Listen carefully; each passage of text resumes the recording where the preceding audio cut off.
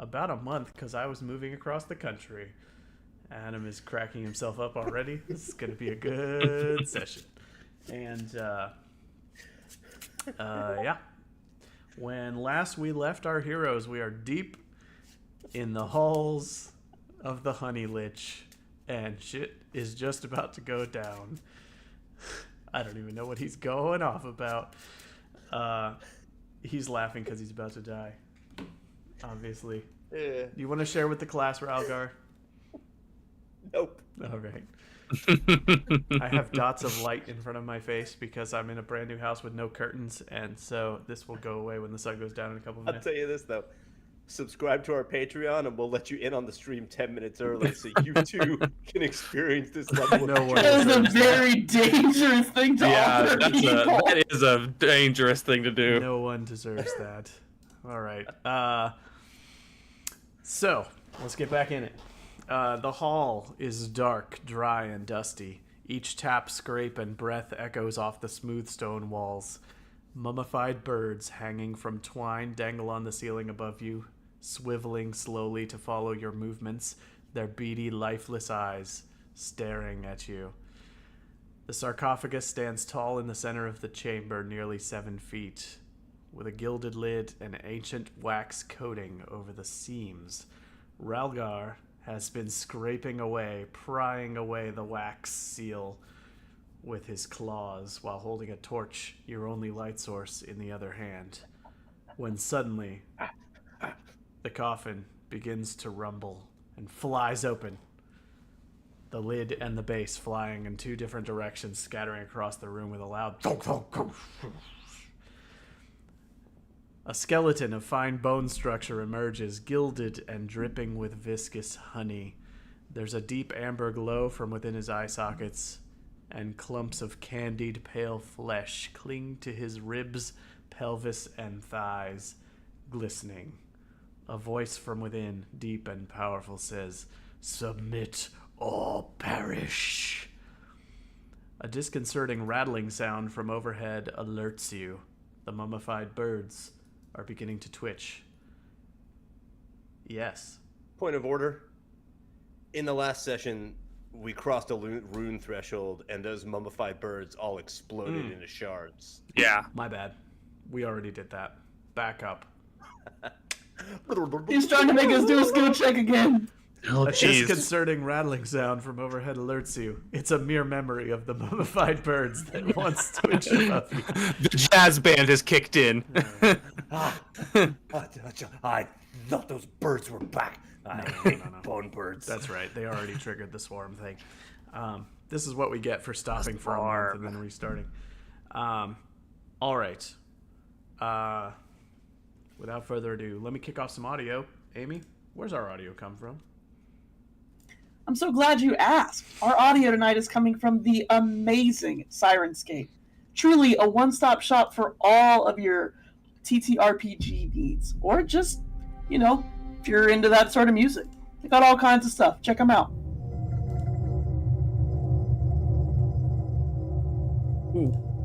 He's making a face. Sirenscape. It's a little loud on my end. I'm adjusting. I never quite know because on my recordings it doesn't come across full volume. We will get this figured out someday. All right. And it is our fault, not Sirenscape's, because Sirenscape is amazing. Mm-hmm. And I did find a good sound effect for the coffin opening.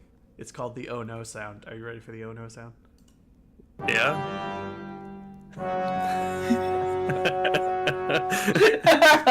It's so fitting. No. It's so fitting. All right. So, without further ado, we go to an initiative draw. The Honeylich gets 2 draws on the initiative due to his supernatural reaction speed.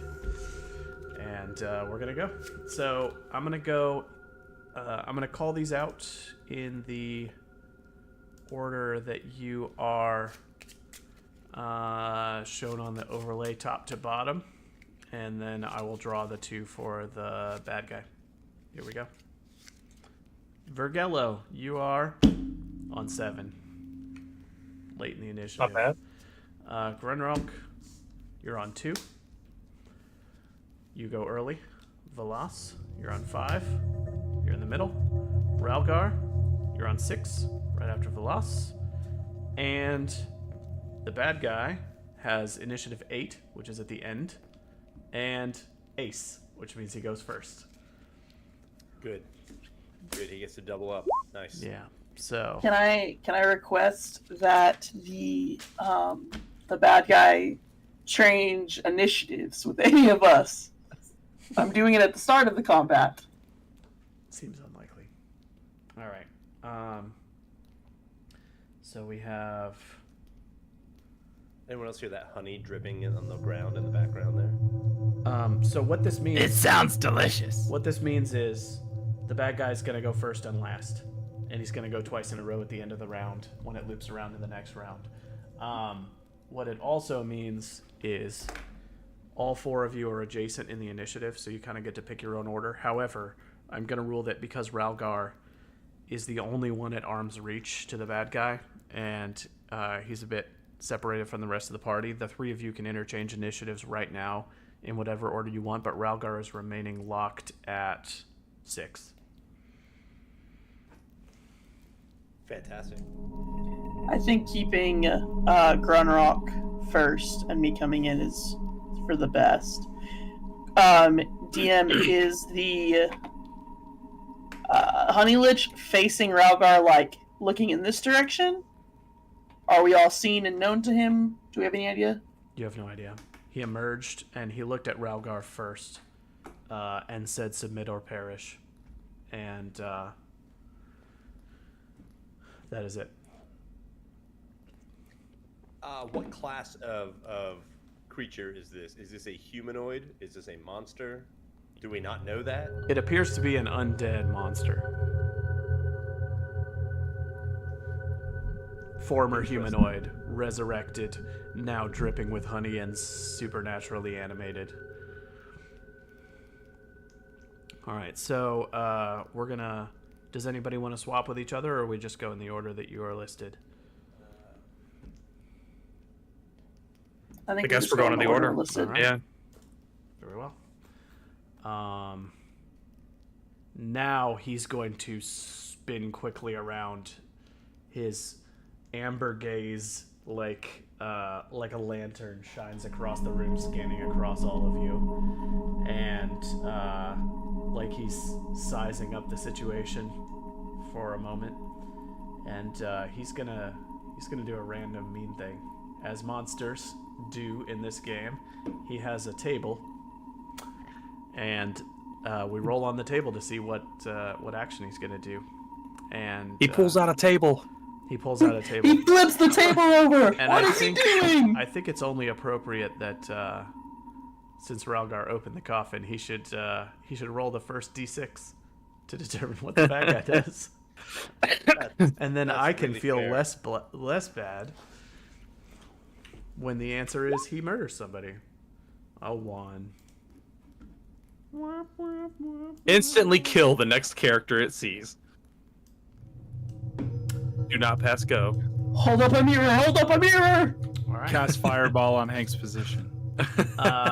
This seems fitting for an opener. He is performing the roar of thwarted ambition. He is going to let out a supernatural shriek that will echo through the chamber, cause cracks to form in the stonework, and this is a fear attack with 8 base dice against everyone within near range, which means everybody in the room. This sound is going to echo to your very soul. Hold up. 8 base dice? Yep. That's 1 or 2 successes on average. We probably should have leveled up a bit more before we came There's in no here. leveling up. You're just terrible forever. Welcome to the Forbidden Lands. All right, so If you don't get good at the Forbidden Lands, you just do a little better each time. all right. You just survive longer.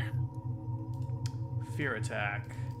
I need to. I think he rolls. If anybody has any talents or class abilities that help against fear attacks, that will apply here. Let me check here. I Fear. do not. There we go. A fear attack is rolled with a number of base dice. Each success causes 1 point of damage to wits to anyone affected. All fear attacks have a near range unless stated otherwise. Some fear attacks target a single victim. Others affect everyone within range. Yeah, this is... We might all drop. If he rolls high, Instantly. the whole party might just have no choice but to bail. Here we go. And we don't get a I like save that you option. can Bail, No. what you mean is die. There's no resisting this. Everybody's losing wits equal to the number of successes he gets on this. He gets 0 successes. None. Oh, thank goodness.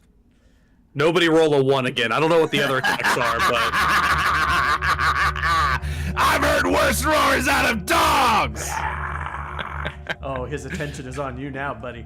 All right. Now we go to initiative 2, which is our dear friend, whoever was... Grinrock. Grenrock. Yeah, Grenrock. I would like to move up and attack the honey zombie. Okay. Honeylich. I know what I said. Yeah, the honey lich. I'll create just a round. I didn't create a token for this, so I'll create just a round circle for him. There we go. He looks menacing. Yep, you can move from near range to arm's reach. You taking a swing? I surely am. All right, Grunrock takes a swing at the mellified man. God, I'm like the surface of the sun. The beacons of Gondor coming out of my screen here. 2 successes, it looks like. All right, so that is a success plus 1 additional damage. He has 4 points of armor.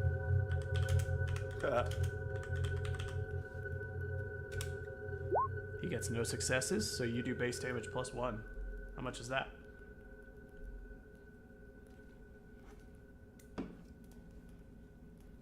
Two? Damage is 2, so plus 1 is 3, right? All right. You swing in and do 3 points of damage to the Honeylich. He appears. Do you slice any of his flesh off with that attack? The scimitar sinks in, crackling bones and flesh, and you quickly see that as it cleaves in, he yanks it back out, and it leaves like a cleft across the bones and flesh, and the honey starts dripping towards the wounds and slowly filling the cracks, as if to already begin mending. You are going to leave him somewhere between barely injured and injured. It was a moderate wound to him. He is angry more than anything else. And then we are on to initiative 5, which is Velas. I am going to also move up to it. Will you remind me, is movement a fast action, a slow action, or is it its own thing? It is a fast action. Okay, then I'm going to swing with a phantom dagger. It's already been out, it's been looking around, and I'm just gonna be running as close to the ground as I can, Okay. and try and with the dagger cut up in the opposite direction that Grunrock had cut down. Okay.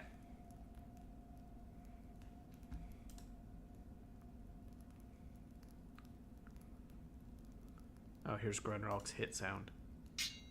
Oh, no, that was no good. This one. Squishy. That actually did sound like you're hitting honey. All right. Sorry, I'm having some technical difficulties. When I click the dice for my phantom dagger, it's not loading any dice to roll. No problem. Actually, There it goes. I realized I left my notebook sitting in the other room. I might have to dodge out in a second, grab it. All right, that is a hit plus 1 extra damage. Here's his armor.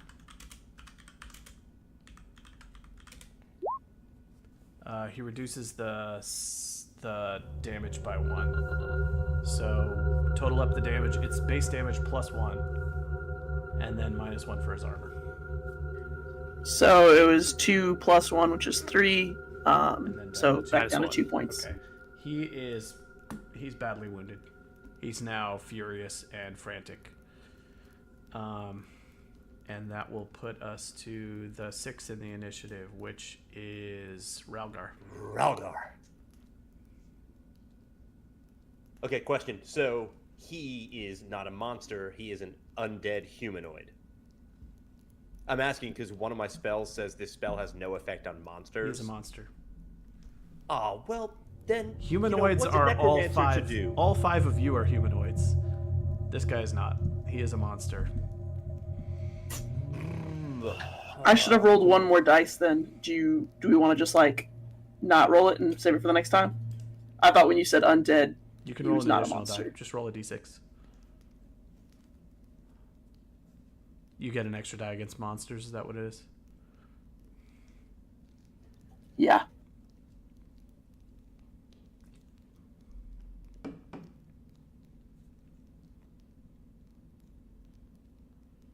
Do it. Roll it. No. All right. Didn't mean anything, sorry. So Ralgar. Okay, so none of my necromancy will help. Great. Unless he is food. Is he covered in food? I think he might be covered in food. He's covered in honey. He's covered in candied flesh. That's arguably food. It's edible in some circles. I mean, quite literally, we have a quest to eat his flesh to become immortal. You So can't order it at Baskin Robbins, but you also can't order a Big Mac at Baskin Robbins. What's your point? I have no Okay, point. then I am going to go in for a bite. Because I'm a wolf. And my teeth are fangs, so they are sharp. Okay, so you're making But an I unarmed believe, attack. I believe bites are just a melee roll. Yeah, it'll be an unarmed attack. Let me check the rules for that.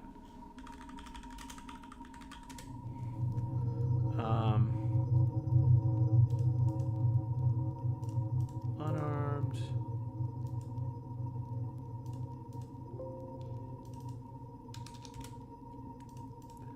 One sec. There we go. There's punch, kick, grapple. I'll let you do a bite. I don't. If there's no special bite rules attached to the wolfkin entry,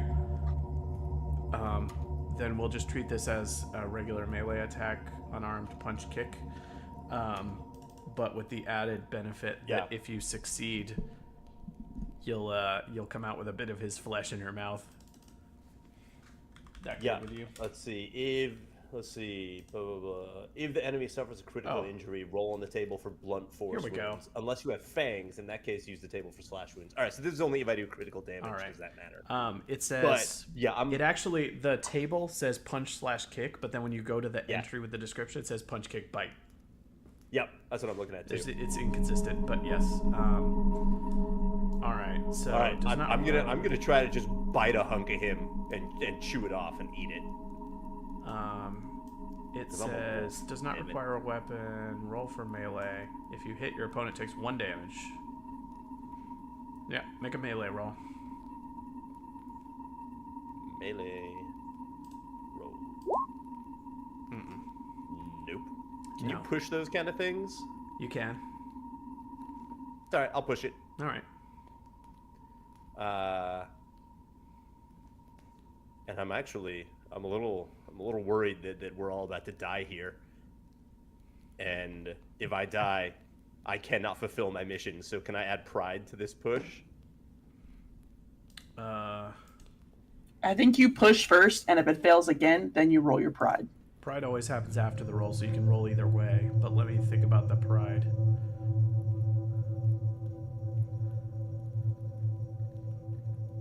Either way, I've got to do a push roll here. So I'll do my push roll. Here we go. Ain't nothing happening for Ralgar today. I try to bite him. I'm snapping with my jaws, and I just can't find his arm or his leg. He just keeps moving too fast. Slow down, you ancient skeleton! I pick my teeth with your bones.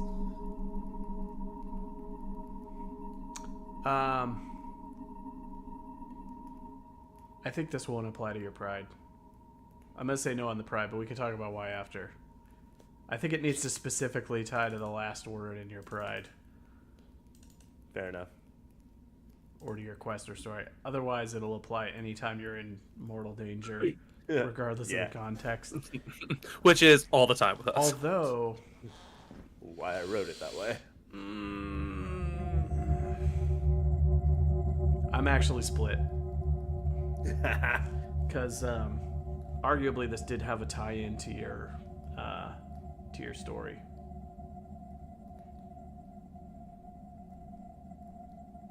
Roll the d4. Evens, he gets to do it. Odds, you let him do it. You can do it. I'll let you do it. Okay. Yeah, it works. It's borderline, but I'll let you do it. Okay. So. You just what's roll a the pride pride roll? die. It uses a D12. I think you just click pride. And it has the opportunity for multiple successes on it and all that. But if you fail it, you lose your pride. That's a double success. Hell yeah. I'm gonna roll. He still has armor. Will prevent me from bringing back my pack. All right. He is now very badly injured. And you rip a chunk of flesh out of him. It tastes like candy in your mouth. Do you swallow it or spit it out? Oh, I swallow it. I say, you're delicious. And I swallow it. Candy man. And then I lick my lips at him. All right. All right. Vergello? Jeez, everyone sure did hit him, so I sure hope I do. Bring out the chair. Hit him with the chair. I'm gonna the piece for you. I'm gonna shoot at him twice. I'm gonna pull one arrow, knock it, Okay. let it fly.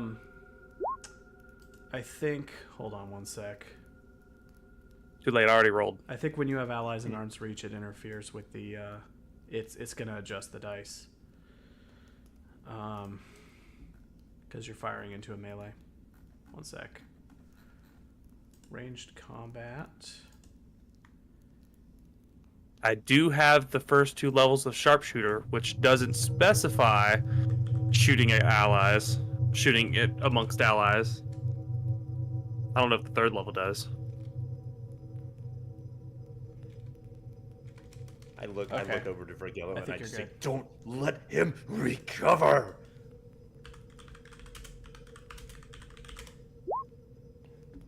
All right. You do a point of damage to Hell him. yeah. Is he still up? Mm-hmm. Is he still kicking? All right, I shoot again. Go for it. I got fast shooter. I can shoot twice. Okay. I guess I need to roll my arrows first. Oh, I'm good. Okay, cool. Okay. Next one. Fucking go! Now that's a lot of damage. Please don't block any of it. 6 sixes. He's due for it. Right? He blocks one of it. I blocked 1. That's 2 hits.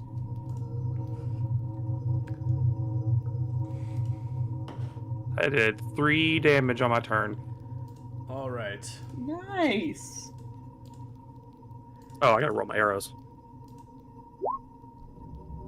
Honestly, I'm more nervous about losing arrows at this point. I have a D8, so I can only lose it twice before I'm out. All right. He is struck and struck with an arrow. The last one shatters his skull and pieces go flying off in every direction. He has been bit and had a chunk ripped out of his flesh. He's had a scimitar stuck in him and he's been slashed through with a phantom dagger.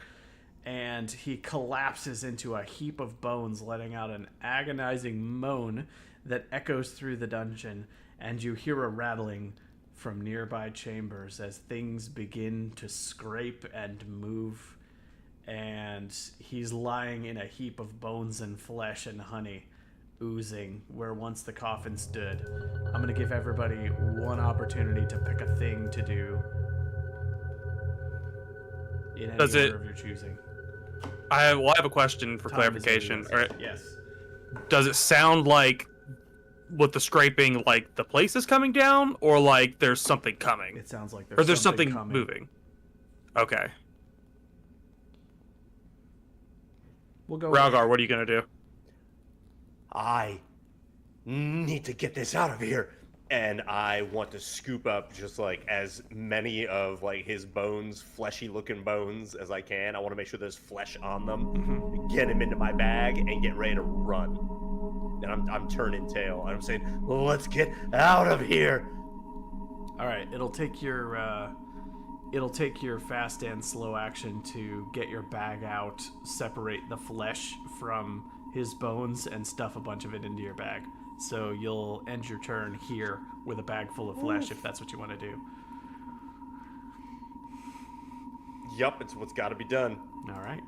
Grunralk is ripping flesh off the bones, all Ralgar. sticky-handed and stuffing it, and you're just covered in slime and sticky goo.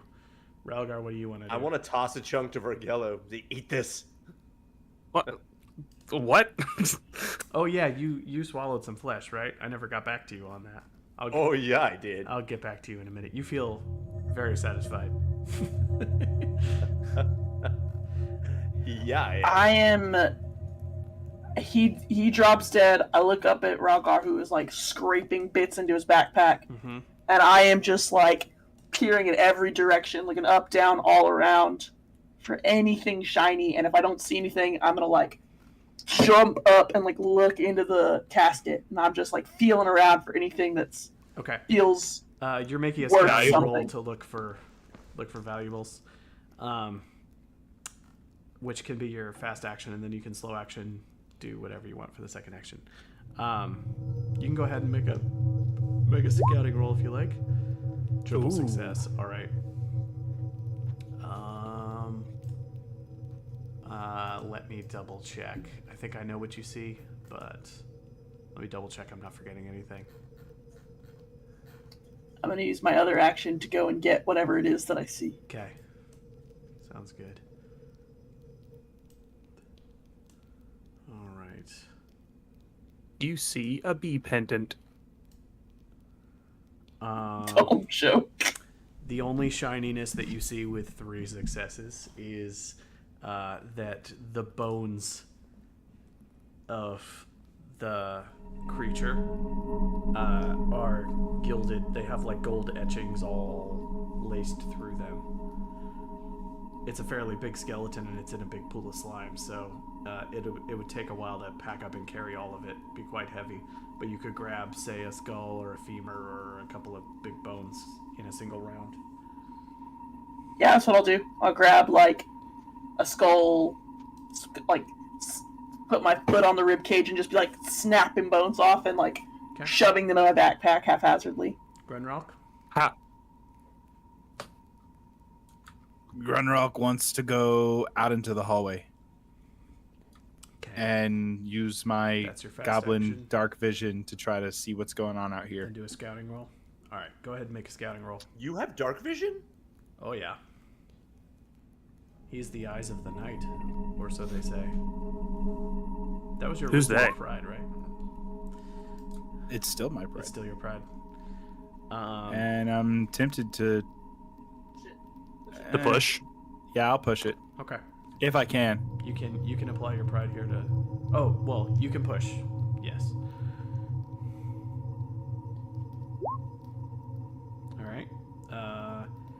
You get out into this hall and you realize that the scraping sounds are actually coming from somewhere back there. They're coming from beyond the walls, either to the northwest or southwest. You can't tell which. But when you head in this direction and then listen carefully, it's mostly silence from this direction, and somewhere back beyond the room, you hear the scraping sounds somewhat more distant now. So you're like, oh god, they're coming from that way. Say it. And then that leaves just Me. Vergello. You said the skeleton was quite heavy. How many in encumbrance points is quite heavy? Are we talking like more than 5 or? The average skeleton only weighs 8 pounds. This is gilded. And soaked in honey.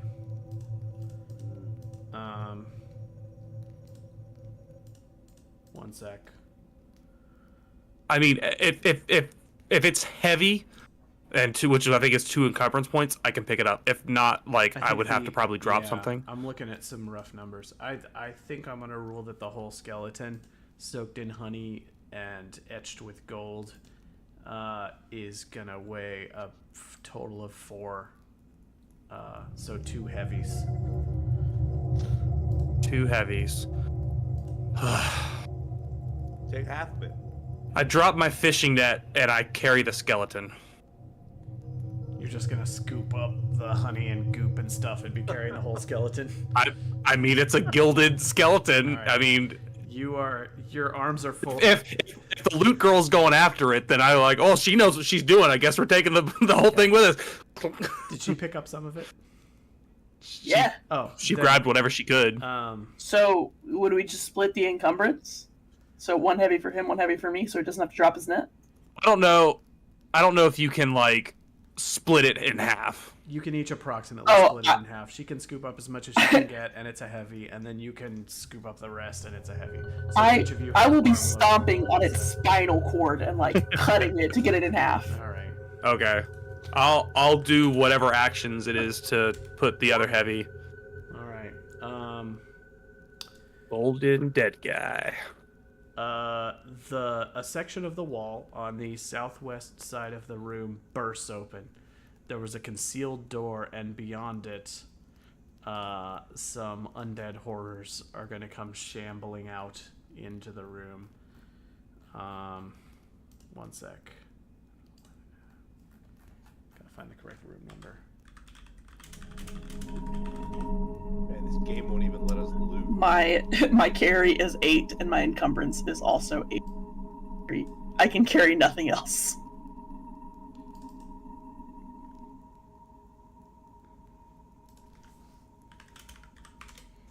All right.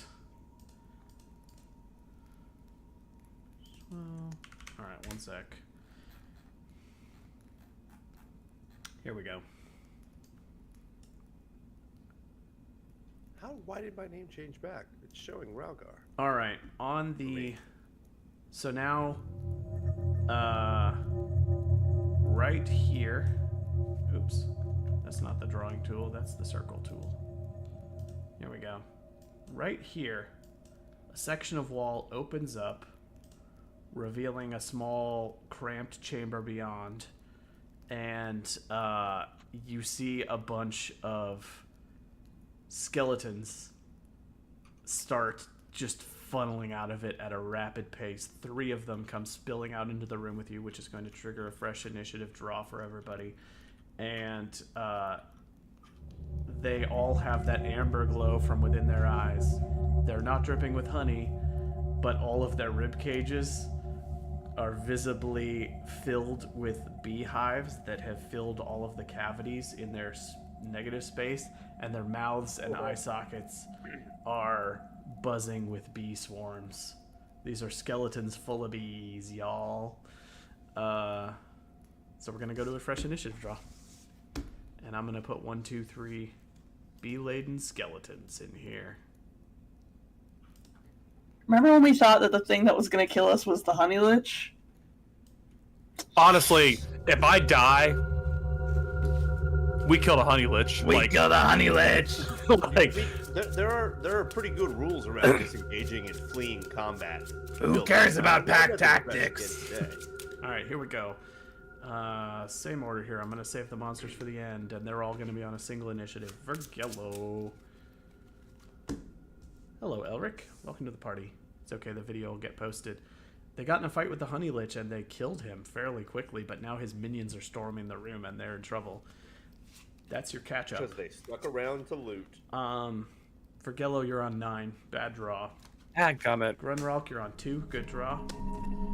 Veloz, you're on 8. Bad draw. Ralgar, you're on 10. Worst draw. Skeletons are on 7.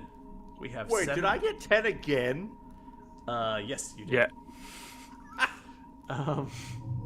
Sad trombone. So the initiative draws are 2, 7, 8, 9, 10. And the 7 is the skeletons, which means the only person that goes before them is Grunralk.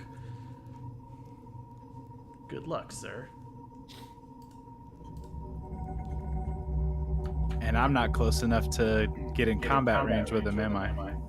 You are. Having been outside the Is room. he? Oh, sorry. Is- I was looking at Ralgar. Your names look so similar.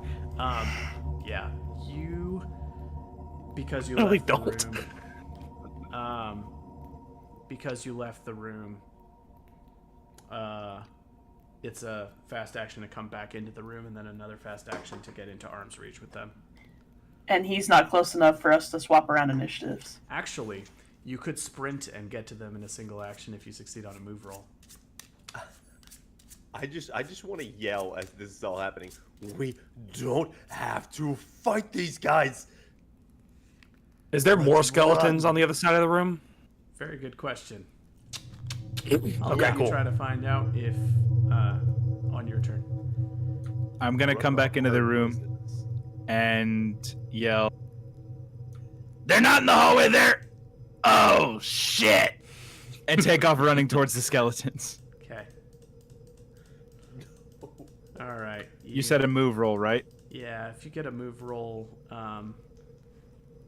if you succeed on a move roll, you can sprint to them. There you go. You got it. It was close. You can run back. But I got it. You can run back and whack one of them if you want to. Yeah, I'll take a swing.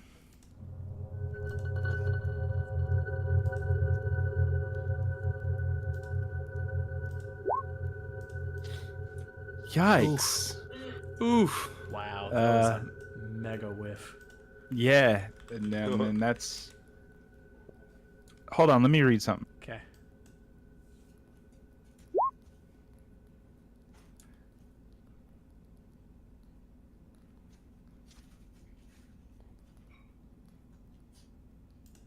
Oh, I have to have willpower. Disregard. Yep, that's me. All right. Then we are on to initiative 8. Wait, or no, initiative 7. That's the skeletons. The skellies. Oh boy. Skelly boys. Run, friends, run! All right. The skeletons are clutching rusty ancient implements. One of them has some sort of rusty ancient scepter that looks like it would have been designed for some sort of religious ritual. One of them has a jagged ceremonial knife, and one of them has a figurine of stone in its hand, and they're swinging them at you. So these first two are going to be slashing attacks, and then the last one will be a bludgeoning attack. All of them are going to be using the same amount of dice, and all of them are just going to be swarming all over Grunralk. Furthermore, Grunralk, beyond them, you spy in the darkness with your goblin dark vision that there are two more in that room, and those two have fallen to their knees, and they are pulling their heads open and releasing bee swarms into the room so that there's just a dense wall of black bees starting to fill that room beyond. So one attack coming at you. Technically you get to decide before each of these, but before the first attack, would you like to dodge, parry, or do nothing? I can only do one or the other, right? Dodge or parry? You can only do one or the other, and they take up your fast action on your next turn. I think you try and tank it so you can full get out of there. And hey, I think I read this in the rulebook somewhere today. If you successfully dodge, you end up prone. I think don't that's know if we true. knew that. Unless you have like a certain skill. I think I remember reading that. I think that's happened to me once before. Mm-hmm.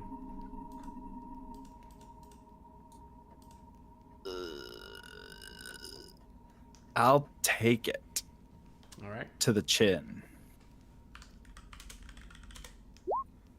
No successes. Second one attacking. Same decision. Yeah, take it to the chin. One success. That's going to be You got armor. 1 point of damage. You want to armor? it? Armor? I have studded leather armor. All right, roll however many dice that gives you. I think it's 2 or whatever. And ones on these dice mean the armor gets damaged. AR is 3, so Oh, 3. Okay. Yeah, so you get 3 dice, and if you get at least 1 6, you'll ignore this hit. yikes, but a good damaged armor. Your Okay. armor protection is reduced from 3 to 2 because there was a skull on that. Okay. And so your armor is now damaged, and here's the third one. 1 hit as well. So you took 1 point of strength damage from that second hit, by the way. And then your armor prevents the third hit. So you've taken a total of 1 point of damage to strength, and it was from the ceremonial jagged dagger. Dang. And you're watching the room beyond just fill up with a dense cloud of 2 bee swarms. And Is there time enough to shout a warning or no? you can shout if it's brief. 2 more. Room full of bees. Grunrock is in serious trouble. We are on to initiative 8, which was Veloz. I think that's me. I'm picking up the top half of the corpse and I'm finishing tying it, like using his arms like a backpack and like tying him around. And I'm gonna look up when Grunrock says that. Fuck! Fuck! Run! Run! And I'm just gonna like full sprint out of here. Are you encumbered at all by the amount of stuff you're carrying, or no? Nope. All right. So your arms are full of treasure, and you're fleeing the room, while Grunrock holds the fort. You can... Oh my god, it always comes down to that. You guys always make me sound so terrible. I'm stating facts. By the way, Elric says you can take a -2 on dodge rolls to remain upright when you do it. Thanks, Elric. So, I was going to look it up if you decided to do it, but I did forget that. Now we are on... How far can I get moving twice? You can go 2 rooms, so you can go out into that next room and then over to where those columns are in that main hall.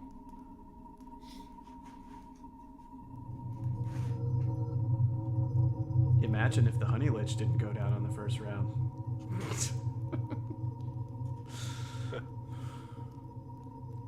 You can move yourself 2 rooms over, Amy, and then we're on initiative 9, which is for Hey. Hello. I did. Is it bad Oh, you did. that I was like ready for the phase 2 boss music? Yeah, I was waiting for that too. Yep. Broke. Yeah, I mean, I looked to Grunrock into the door, but he says run. So I'm gonna move, go 1 room to the other. All right. Firemen carrying the rest of that corpse. All right. Sounds good. Yep, the 2 of them are fleeing, carrying the remains of the Honeylich, and Ralgar, it's your turn. You get a fast action and a slow action. All right, I want to take a hunk of that Honeylich flesh out of my bag and throw it to Grunrock and say, "Catch this, eat it if you get hurt." And then I'm running. Did you have flesh in your bag? You took flesh off before Amy started looting the I bones. filled my bag Okay. with as much Got it. flesh as I could. Okay. You made me use a whole turn All to right. do it. So you have 1 action with which to flee the room. I need to cross out this boss so I remember that this was not a real enemy there. So you get to go 1 room over rather than 2 because you fling Grunrock's and stuff first. Grunrock?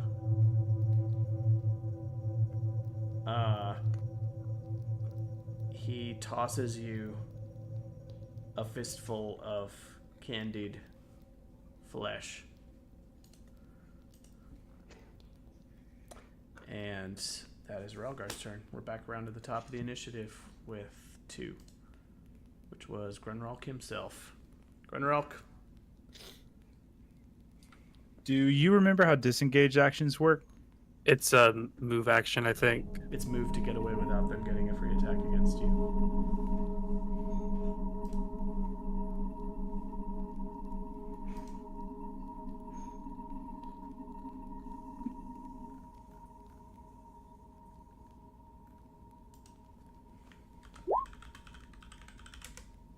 moves, all right. Now that's a move action right there. That's dodging all 3 of them. 1 success for each skelly. All right. You disengage, and that is a which type of action? I should have the attacks memorized, you know, being a fighter and all, but I can't remember if that one's fast or slow. This is fleeing. There's 2 different actions that have to do with getting away. One of them is. Let me check. One day we'll know how this game works. You cannot flee in this way if you're trapped or surrounded. The GM has the final say. You're not trapped or surrounded. You're pretty damn close, though.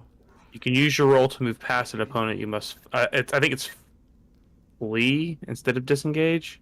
It's retreat, because there's enemies at arm's length. And it's a move skill to get away, I think. Retreat. So it's a fast action. So you still have a slow action. Okay. If you have no enemies at arm's length, you can roll for move. A successful roll means you manage to get away somehow and the conflict is over. That's fleeing. And what did you say the action was for arm's length? Retreat. That was the word. It's on page 93. There we go. It brings you to near range. Roll Okay, for move. makes If you near. fail, you move, Okay. but your enemy gets a free attack. So, you succeeded on the move roll, which means you get to near range, which means you're in the same room with them, but you're not at arm's reach of them anymore. Now you can make a flee roll to escape completely with a move roll. And that's move again, yeah? Mm-hmm. If you fail, they'll keep up with you and potentially get to attack you next round. That's 2 successes. You get to go another room over and you're scrambling around. Slap your little goblin feet! All right. You have... You just hear like plop, plop, plop, plop, plop, plop, plop echoing through the You have hallways. escaped. Nobody else made a flee roll, but nobody else was directly in aggro range here. So Grunrock has effectively slinked off. He's run out here. He's found a corner or a hiding place, or managed to make them lose track of where he is. And so he's hiding in a shadow somewhere. Everybody else is charging down the hallways, just making move actions. The next one up in the Ralgar's potentially catchable by these things, or insofar as they could get next to him. I knew I shouldn't have thrown that flesh. God damn it. Let's see, that was... What's the intelligence level of skeletons? Now it's the skeletons. Oh, they're just hungrily chasing the sources of... they're just hungrily Their chasing ire. intruders. They're going to come charging out here, look around, zero in on Ralgar, and move up to him, and that's their turn. Ralgar is in the spot that Grunrock was in a moment ago. But they actively attacked Grunrock. They haven't had an action to actually engage me yet. They used one action to come into this room, and their other action to engage you. Do they get to attack me as well? No. Oh. No. They're just full on moving, and you're the first target they're gonna see. Wow, wait until you guys see how terrible my move skills are. This is gonna be Josh, did awesome. they use a slow and a fast action? Yes. I'm fucked. Does that mean they can't use a reaction to attack? Or is that something different? I know you can't use a reaction to, like, dodge or parry if you double move. Reactions take away an action from your next turn.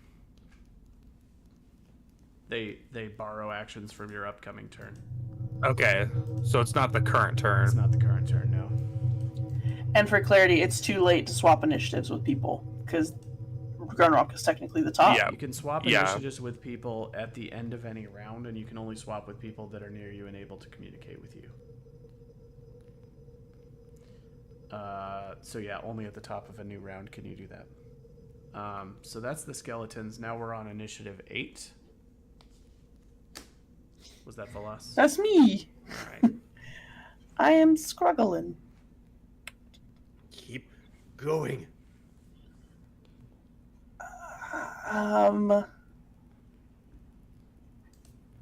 I am going to... Will you remind me, the entrance to this is like a giant rolled away rock that we got in here from? Yeah, there's a heavy stone door that you rolled out of the way. I guess that I will start making my way that way, just running on instinct and yelling, "Rock, Grunrock! Just fucking hurry, please!" And I'm gonna take off. All right. You can move into the room of the fountain and then into the staircase area.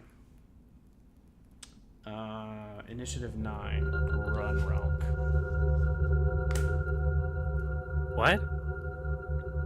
Oh, You sorry. mean me? There we Yeah, go. I mixed the cards up, sorry. Vergello.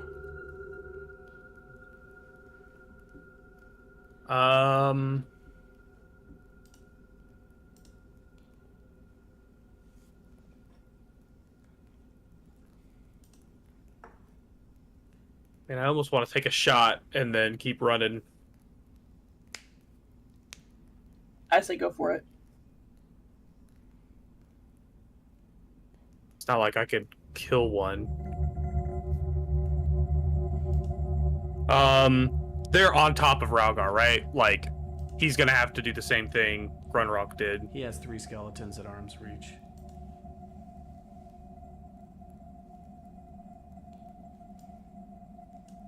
Yeah, I will.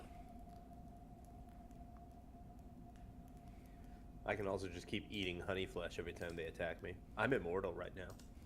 I That's my don't. theory. I don't know how accurate that is, buddy. You might be very mortal right now. I'm gonna take a shot at one.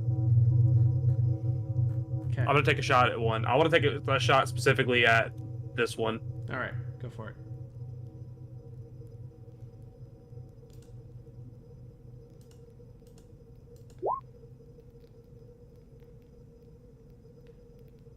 That's Double 2. success. Can I push for more damage, or I'm not allowed to push if I succeed? You can't push for more damage because it would have no effect. Because your arrow strikes the skeleton and you see that the arrows are somewhat ineffective against these skeletons. It takes a small token amount of damage and barely seems to notice the arrow as it takes a chunk off one of the bones. Okay. Yeah, I mean, I'll Gather move now to the that next. piercing weapons are not particularly effective against them. That tracks. I'll move on to the next thing, next area. Okay, you're in that fountain room. I ate honey and depression. Ralgar. You feel all right. invigorated and full, and any damage you had on you is gone. It also clears up any mental conditions you have affecting you, which means you're free of that, whatever the effect was from the poison, I guess. Oh yeah. Yeah, there's multiple healing properties going on with this flesh that you ate. It's feeling good. I thought it might. Oh boy, I've got a movement skill of 2. So I might. Oh no, because the bees are coming too. Oh, I have to try to run. So I'm gonna try to disengage. We're gonna see what happens here. Go for it. You can push it too. Yeah, push it. I'm gonna push. Oh man. Well, you still get away. They just get a free attack on you. You can get attacked by 3 skeletons and move away, or you can stay here and try to disengage again with your other I'm action. gonna get attacked by 3 skeletons and I'm gonna run away. All right.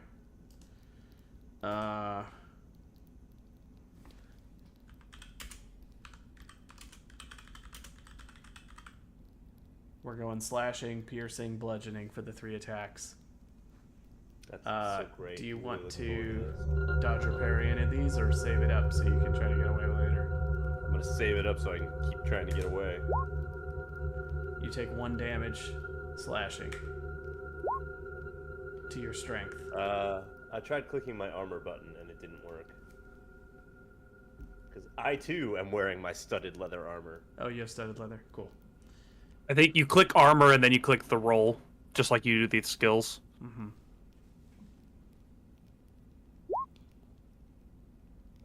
Your armor's damaged and does not protect you. Same thing.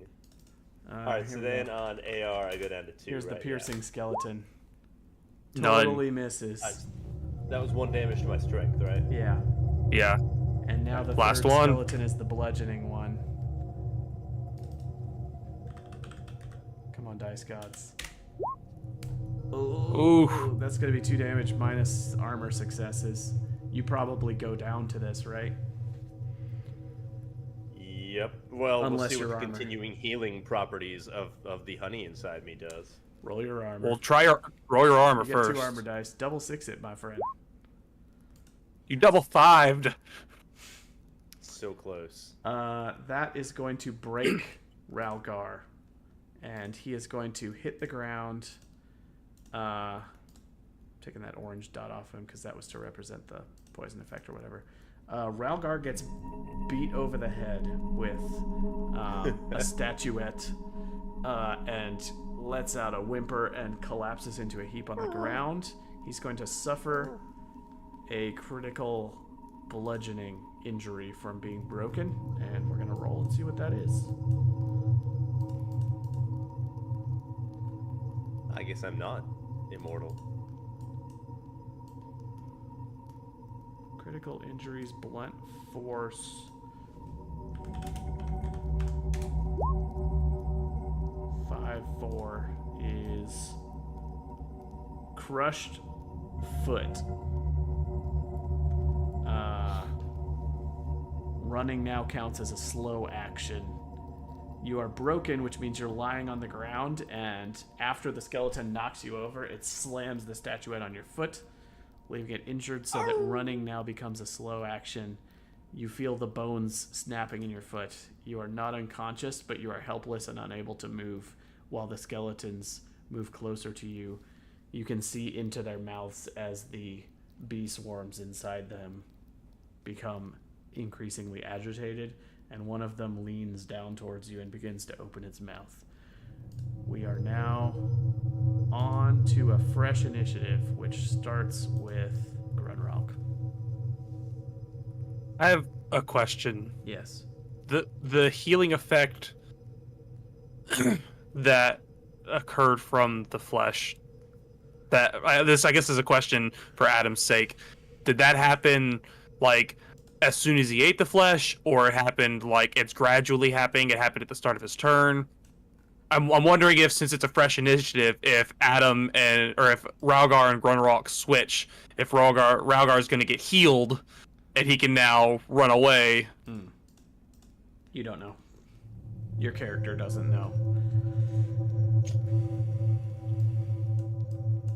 Does Ralgar's character know? There's no visible Does effect of the food he's been eating.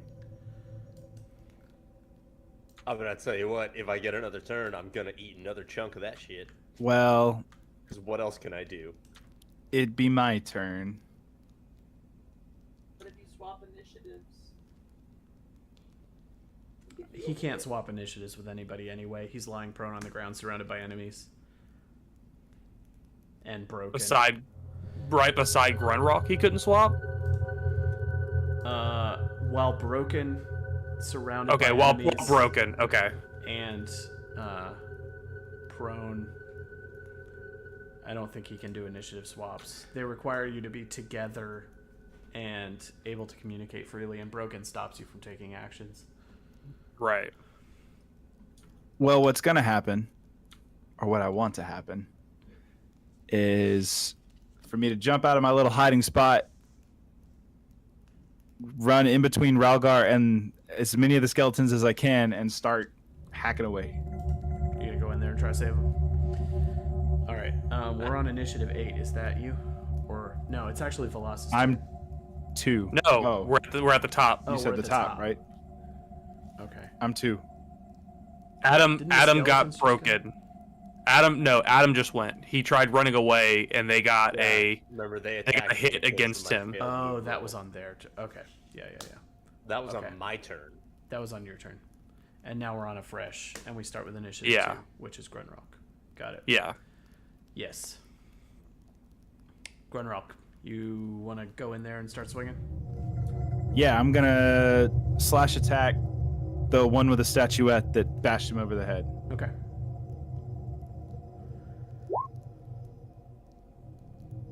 Two successes.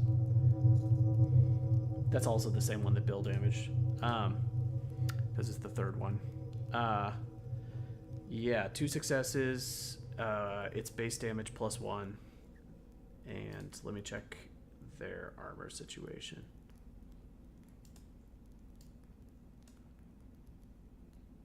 Yeah, they have some armor. They have 2 points of armor. I'm trying to find something in the book. I'm pretty sure I can do this without willpower. Give me just a sec. Okay.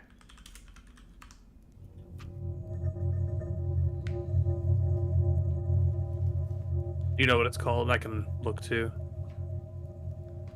Sword fighter rank 2.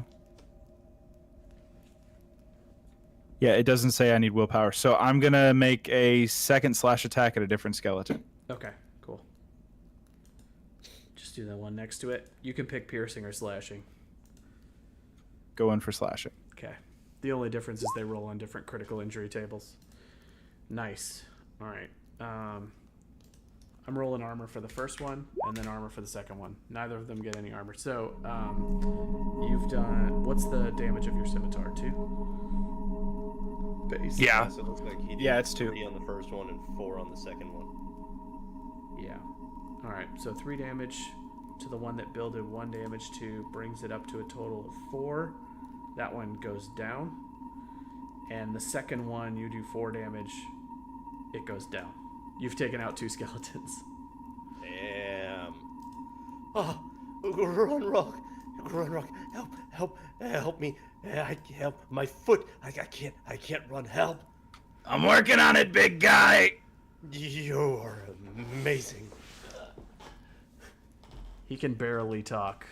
He technically can't take any actions and his turn gets skipped. His only critical injury is the broken foot, but he gets turn skipped because he's broken. So now it is... That was Grunrock. Skelly. It's Skelly Belly. Skelly Belly. Belly. Yep, Skelly Belly's going to take a swing at Grunrock. That me.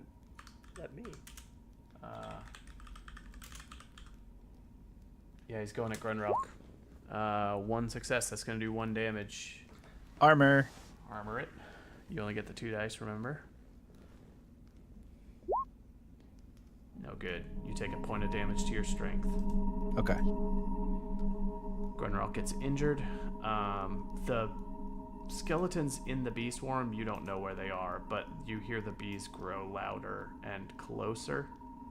And they have crossed the majority of that room and will be making their way into this one next round. There's just a wall of bees slowly approaching, and you're not sure where the other 2 skeletons are. And it is now... Amy's turn. Amy's turn. Full loss. Yes. As I was running for the door, I hear Ralgar howl, and I'll just kind of like skid to a stop, and I'm just like, lock. Door. Door. Damn it! And I'm gonna like turn and like run backwards. Okay. Do you drop the honeyed bones, or do you still have arms full of stuff instead of weapons?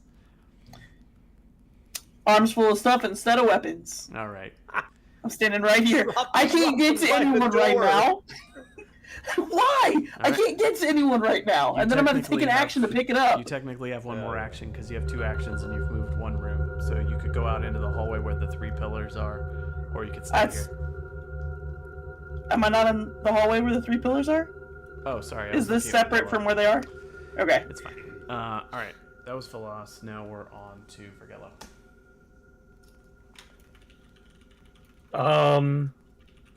Philos went right past you.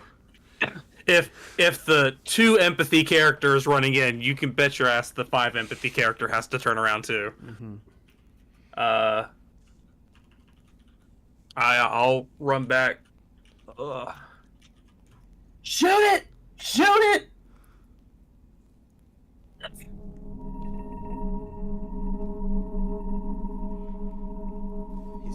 up a spirit bomb. I can see it. I am. I'm charging up a spirit bomb. Give me a turn. I'm gonna shoot it. I'm gonna shoot it because I can't get up there, survive a bee swarm to heal Ralgar with a thing. I need willpower. Take a shot. I take a shot.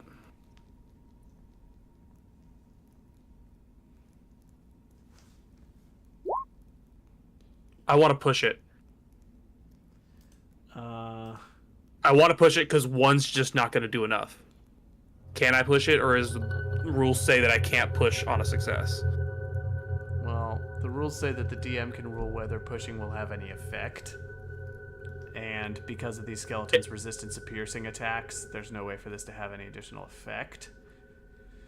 Well, no, the additional effect would be I actually do damage, because I wouldn't be doing damage in this instance. You are doing damage. It's just reduced to a minimum amount. Minimum amount of 1. Yeah. Okay, sorry, I thought it meant like it reduced it by 1. I think pushing an arrow shot against a skeleton does nothing, so I can't allow Yeah, it, no, probably. that's fine. I would want to. If I do minimum 1, that's what I was trying to do, because that's all I can do. Skeleton is damaged, but not down. The arrow hits it on the side of the skull, spins its head around in a circle, and takes a chunk out of it. And now we are on to the... Ralgar. He gets skipped because he's broken. We're on to Grunrock. Mm-hmm. So then, I think that pretty definitively lets me know that the healing magic has worn off if it has done nothing this round. I'ma slash it. Okay. Pick me up and run. Yeah, that's what I was gonna say. You Those can bees are only... coming in All you into can the do room is next. crawl slowly and mumble through pain when your strength broken. You can't perform any other actions, and you can't roll for any skills. Do we Since see you all are these on- successes? Since you are on ground level and the skeleton is focused on its engagement with Grunrock, you can crawl away without getting attacked if you wish. Do that. Crawl, bitch! Absolutely, I'm gonna do anything you'll let me do. You can get to like halfway across the room. You're out of engagement range because the skeleton is focused on Grunrock now. Can I eat some honey out of my bag while I'm crawling? You can only do one or the other. If you want to lie on the ground crawling. at the skeleton's feet and reach in your bag for a fistful of honey, you can do that. Ooh. Yeah, I'm gonna do that. Oh my god, Axel! Crawling halfway down the hall isn't gonna help me when the bee swarm comes. I need to hope this thing can heal me. Okay. Right. One sec. You're just going to lie on the ground in agony, groaning, and just try desperately to stuff your face with some of the flesh. Yeah. It tastes like sweet candy. It almost gives you a headache because it is so sweet. Okay. And the flesh squishes around in your mouth like biting into honeycomb, but you know that it is man flesh that is necrotized and soaked in enchanted honey. And sorry, I was looking for a thing. Yeah, you were. Keep vamping. I like it.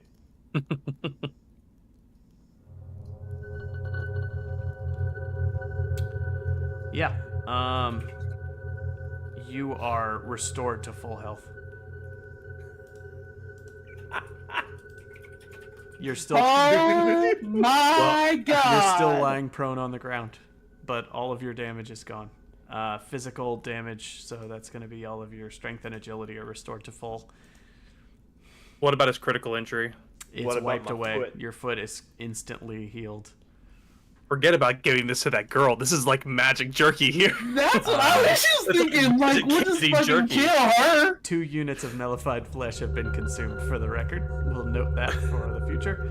And it is now... One of them I bit off of him, Uh-huh.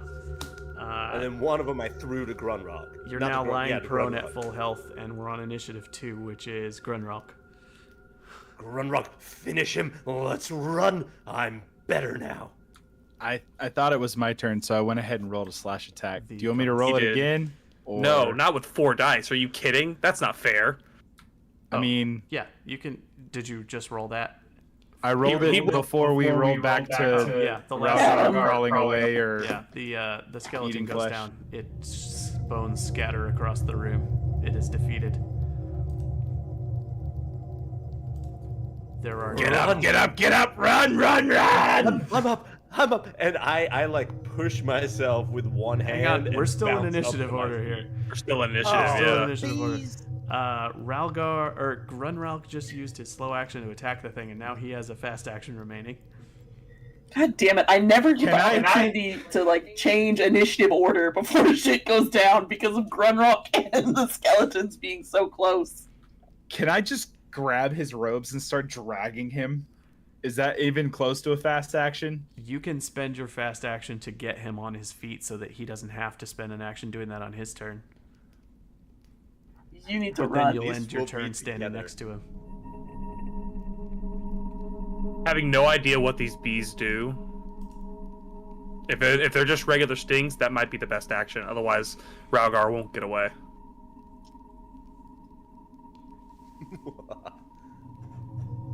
Chat, you don't have to be rude. My bones are all right here.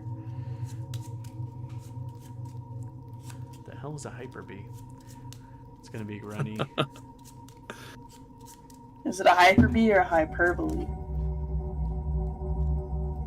Don't know. Boo. It's I'm gonna- educational humor. I'm gonna drag him to his feet. Okay, he's standing, and you end your turn right there. It is now Thanks, Grunrock. bad guys. Please hold. I feel much better now. Seriously, this stuff is amazing. I hope so, because we're about to get stung a lot! Look at my foot.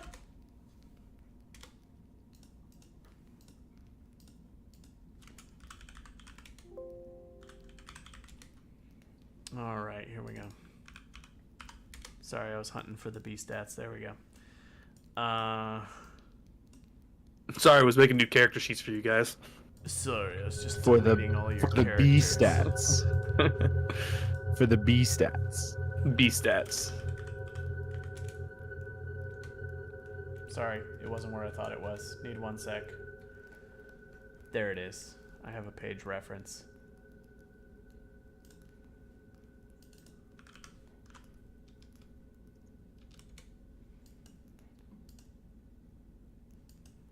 Okay.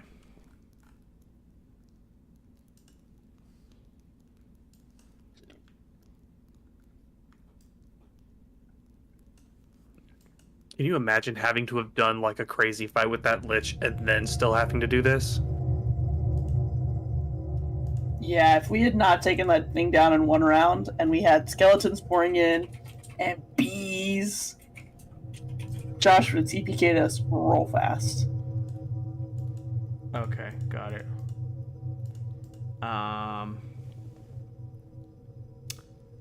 Yeah, I'm randomizing how bad of a swarm this is. It's an average bee Oh, swarm. it's a 2. 2, that's good. There's only 2 bees? The bee swarm is going to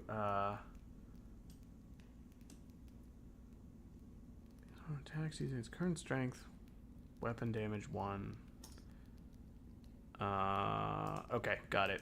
Grunralk and Ralgar, the bee swarm is going to slowly engulf you here.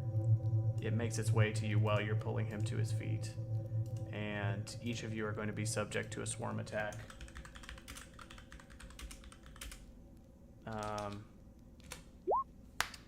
Holy crap. That's a ridiculous roll. That is going to do a bunch of damage to both of you. Roll your armor rolls to reduce it. Yeah, we'll just do that. This fucking armor. It's a real piece of shit. Good God, that was a horrific roll. You are engulfed with bees, and you each take 3 points of damage to your strength. You're gonna have to roll critical for me, and I'm guessing that's a stab. It's non-typical damage. Cool. Is Grunrock still up? I have. You says how much? 3. 3. I'm out. I had 2 left. They get engulfed by a massive bee swarm and collapse under many stings. Non-typical damage means that there is no added effect, but you both collapse to the ground unconscious, being stung over and over. Yikes. That was 3 successes on 5 dice. Good God. Also known as cheating. I don't like it. Velas and Vergello, you have beheld this. You can run into the swarm to try to drag them out if you want. I wouldn't survive. Nope, you wouldn't. I have 1 strength right now. Ugh, I can't believe that die roll. With where we are, Although technically you could try to dodge it if you want to dive out of it. I think either of you could try that still if you want to, as you're being engulfed by stinging bees. okay, both of you roll moves. Do you want to try moves to dodge out of it? Sure.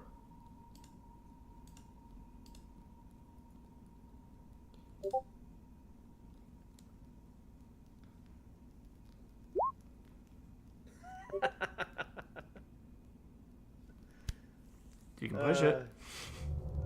Yeah, I'll push that. And risk killing yourself in a different way.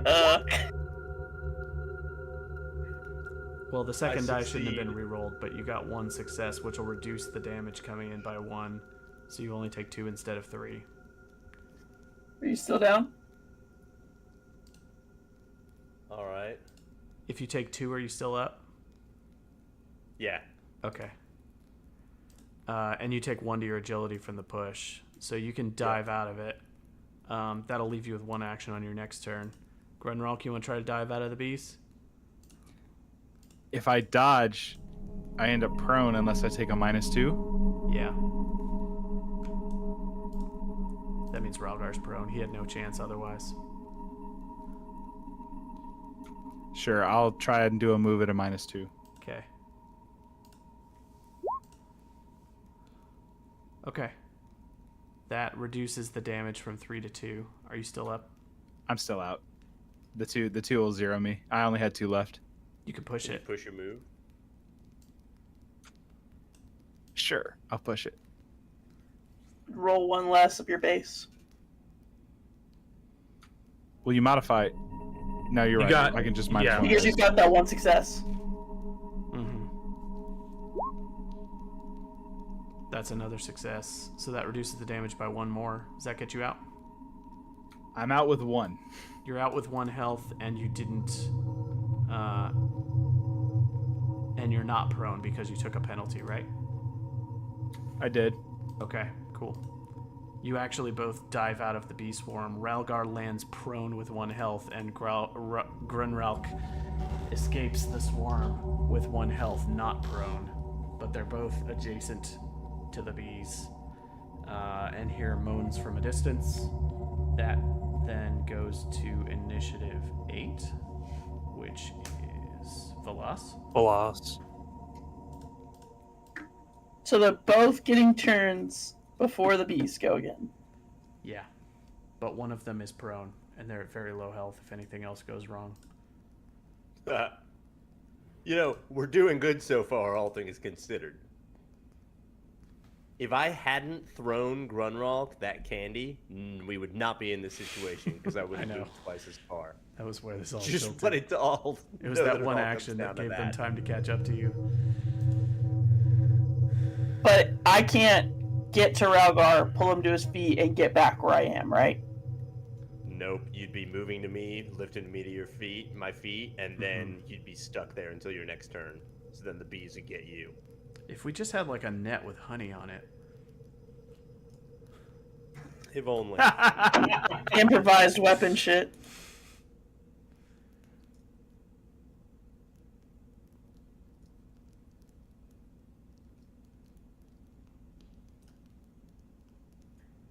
Man, I thought I'd get the opportunity to play the hero and like pull someone out, and now I'm just like, well, I don't want to play the victim, which is what go will up there and happen if I stand run him in up. there.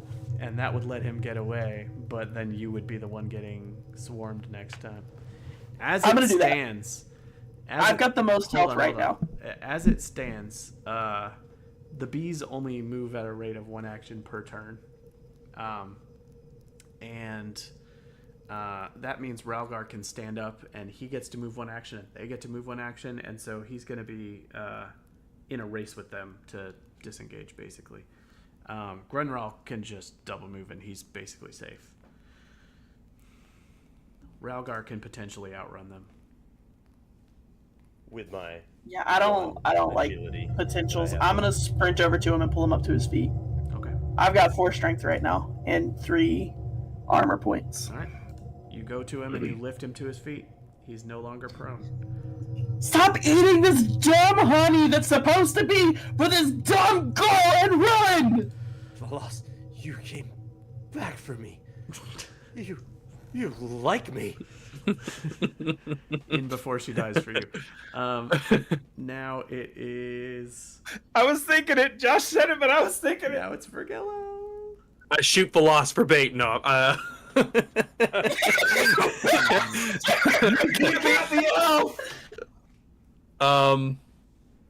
Can I just Josh is shoot? trying so hard not to bust out laughing at that one. There's gonna be a lot Can of. Can I conditions. shoot into the swarm? You can. I want to do that. All right. I use my fast action You to shoot into the start swarm. firing arrows into the swarm. Go ahead and roll.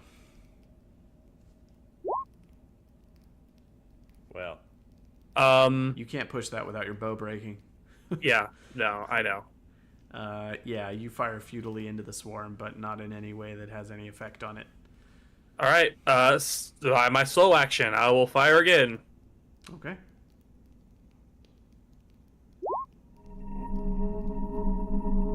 You do 1 damage to the swarm, reducing its strength from 5 to 4. You fire arrow, and somehow that reduces the strength go down of the by swarm by 1. 1. See, what I was hoping for, I lost all my arrows. What I was hoping for wow. was trying to get 1 skull on my fast action so I could push, and then as a slow action, heal up someone. And that didn't work. Because I can't fail in the right way. I can only roll 2 good try. 1s and lose all of my arrows in 1 round. All right. Vergello is just futilely firing arrows into the swarm, but does seem to have dispersed it to some extent. Literally just... I keep going, and then I reach back, and I'm like, oh, shit. I'm trying to think how this actually has an effect, but maybe you're like hitting the curtains that are hanging around the room, and the motion of the curtains is attracting the swarm's attention whenever some of the bees are... I'm just imagining that, like, they're really big bees. So it's They're like a really swarm big. of, like, 5 bees, 6 bees. But rules as written, you can make weapon attacks against swarms, and you can't do more than 1 damage with a single attack, so that's just how it be. So you're doing something How to it the be. swarms by firing a bunch of arrows into them, but it does use up all your arrows, which is also fitting. Yeah. And now it is Ralgar's turn. I would like to run. Would you? Do you want to dive back into the bee swarm? All right. If you Yeah, double buddy, move- which direction? If you double move, you can get into this big pillar area and then over to the fountain area. Is that what you want to do? Yeah, that's what I'll do. All right, cool. Then we are around to Grunrock. a fresh initiative, Grunrock.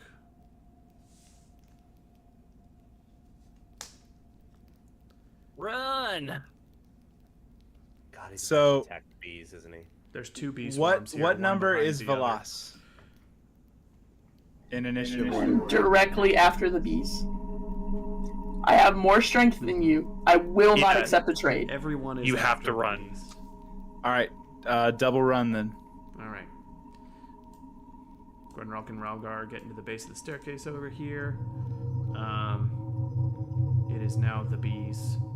The bee swarm is slowly advancing into this hallway chamber, and Velas is getting stung at.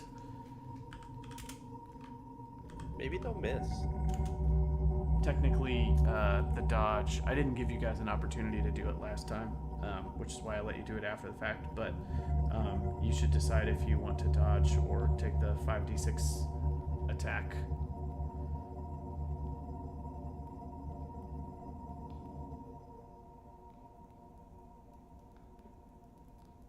What's your strength? Strength is 4, and I have an armor of 3. I take the attack and then just run. There's Yeah, that's what I'm almost gonna no do. chance of you going down to it. They just had an insane roll last time. I mean, I'm if they gonna roll take all the attack. 6s, I'll take the attack. And we're all yet to succeed on armor. Bee sting. roll your armor. Most of you have no armor because you've rolled so many skulls on it. Okay, we've got 1 point left. Thanks, Josh. Yeah, A mine lot almost of armor broke in. It skull got 1 rolls point this left. session. And I know someone that's really good at crafting. It's on the same thing as the armor page. It's just below your list of armor. It's above shield and spells. It's right below your skills. I do not get stung. Fuck off, bees! I'm immune! Nice. Your armor protects you. And that makes it my turn, and I'm hauling ass! Mm-hmm.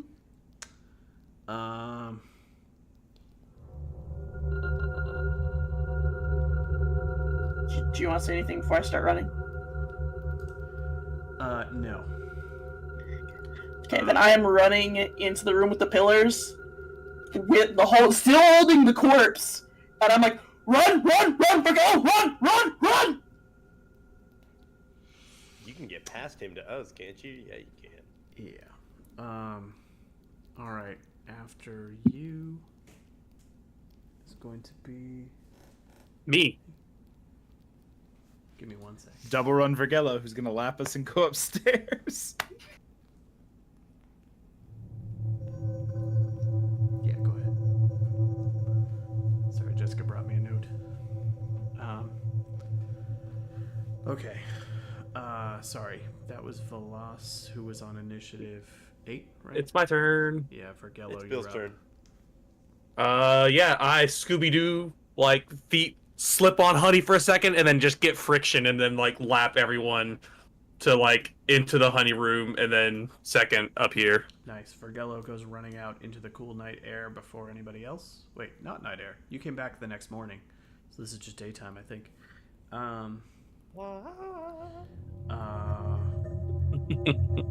Then initiative 8. It's Ralgar now. Ralgar. Yeah. You have to roll endurance against the paralytic poison of the bees starting to kick in. Oh, well, ain't that a bitch? Wait, Actually, they got parallel no po- successes on the poison, so you fight it off without having to roll endurance.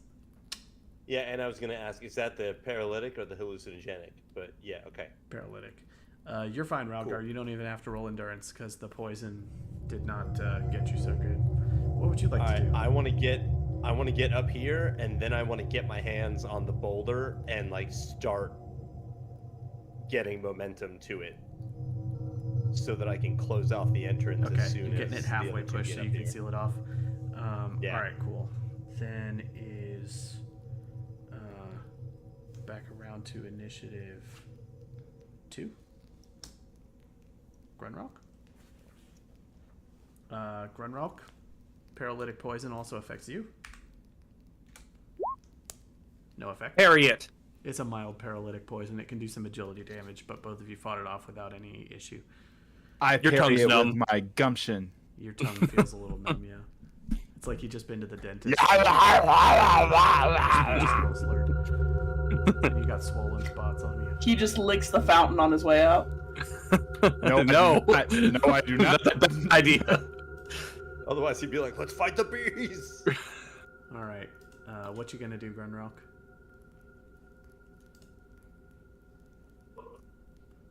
Get up here. What are you Head up thinking the about? stairs. I'll head up the stairs. All right. You make it out. And then we're around to the bees who cannot reach Velas. But That's what I was thinking about, is how many moves it would take. the bees are in the next room over. And Velas, do you want to sprint out? Nah, she's good. On my way out. Oh, no, I don't think I can get my mug out of my backpack. Yeah, no, I'll leave. I was gonna, like, if I can, I would like to... Cause I'm technically holding my backpack in front of me as I run past the fountain. I want to, like, pull out the cheap mug and, like, scoop it full of honey and keep going. Here's a question. Because I forgot that you said that you Why? had your arms full of bones Uh-oh. and honey. But you went Oh, and man. helped Ralgar up. If you want to drop me back a different room, that I understand. I mean, I have the bones on me, but I just assumed since we have like the gear slots to be able to carry it. I also have pack rat, so I figured like, oh yeah, I just slung it over my Yeah, pack. it's fine. You can have them packed in your stuff. I'll say you can have them packed away in your stuff. We weren't really Because specific. it took like a whole round for us to. All right. So you want to run outside, Amy? Yeah. No cheap mug full of honey. So I'm gonna Ralgar? get a jar of it. You gonna close that door? I'm slamming that door. You push shut. the heavy stone door shut, and it slowly grinds closed, and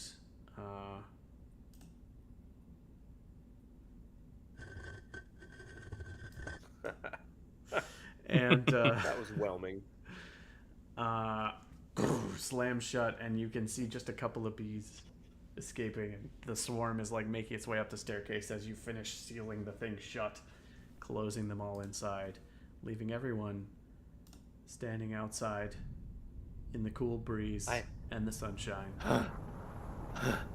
What took you guys so long? Ah. Jeez, is there a tornado? No. It's fine. Rock, we can't understand you. Your tongue. Can we go back to town and have a nap now? Let's get out of here. At least we can stay in the inn for free. Yeah, I could use a shower. All right. Whoa. I didn't want to say anything. Before we... Go ahead. But I think you smell amazing. You're going to make your way back to the town unimpeded. The locals are going to be staring at you curiously as you approach because, first of all, a bunch of you have bee stings. You're all covered in honey and slimy messes, wounded in various ways, hauling a bunch of heavy stuff that you didn't have when you left. They're all going to be giving you sideways glances as you stumble your way back into the town. I will let you go to the inn and discuss amongst yourselves what you want to do for a minute. I have to pop into the next room to grab my notebook real quick because I left it in there. I have to check my notes from last time. So go ahead and have a party discussion moment for a minute. I'm also going to take a powwow restroom break, so I'm just going to be back in a minute. Let's all take a 2-minute break or whatever. I'll BRB. I'm also going to take a restroom break if he's going to step away. So. Let's all just All right, pause good for call. 2 minutes and then we'll resume. Deal. We'll fix it in post. Be back shortly. I'm gonna play our theme song while we're waiting.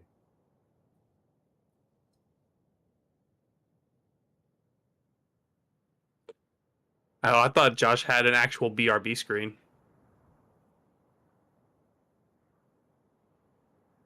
Well,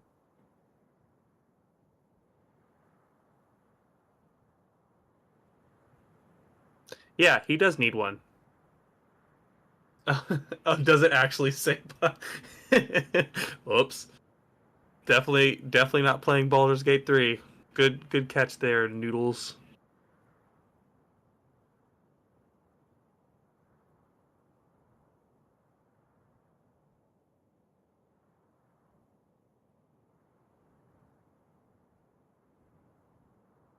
You know, I think since everyone else is going to do it, I'm also going to step away.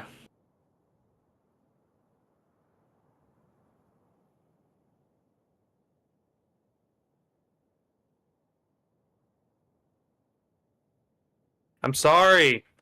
I'll try and be back as fast as possible. You know I love you.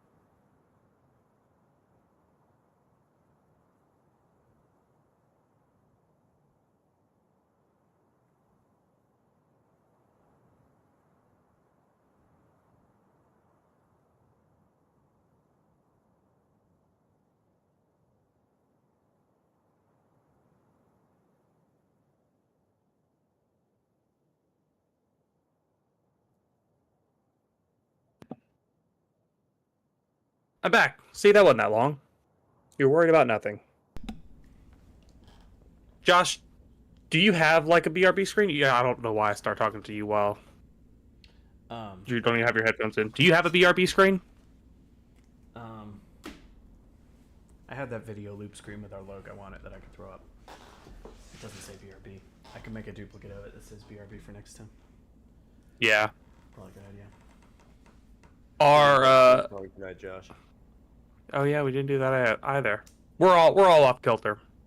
We're coming back from moving and vacation. There was that heist where we, robbed that bank. Right. I totally Allegedly. remember that. Allegedly. No, I want them to know it was me. Oh, jeez. I want to be one of those. I want to be those old-fashioned gangsters that, say that it was us. We robbed this bank. Yeah, see? Yeah, see? Come at me. You'll take 2 steps into the east side. You'll see what happens to your knees. Yeah, come on now. I don't know. I started going a little like cowboy there at the end. Stay back, you dirty coppers. It's Billy the Kid and Adam Savage. Well, we can't use that. That's an actual person's name. I was like, I'll invent something. but not the one you're thinking of. This is a different Adam Savage. Yeah, this is the guy that uses real guns, not Nerf guns. And it's not Billy the Kid from the West either. Realistically, we should have thought of better names. We are losing subs.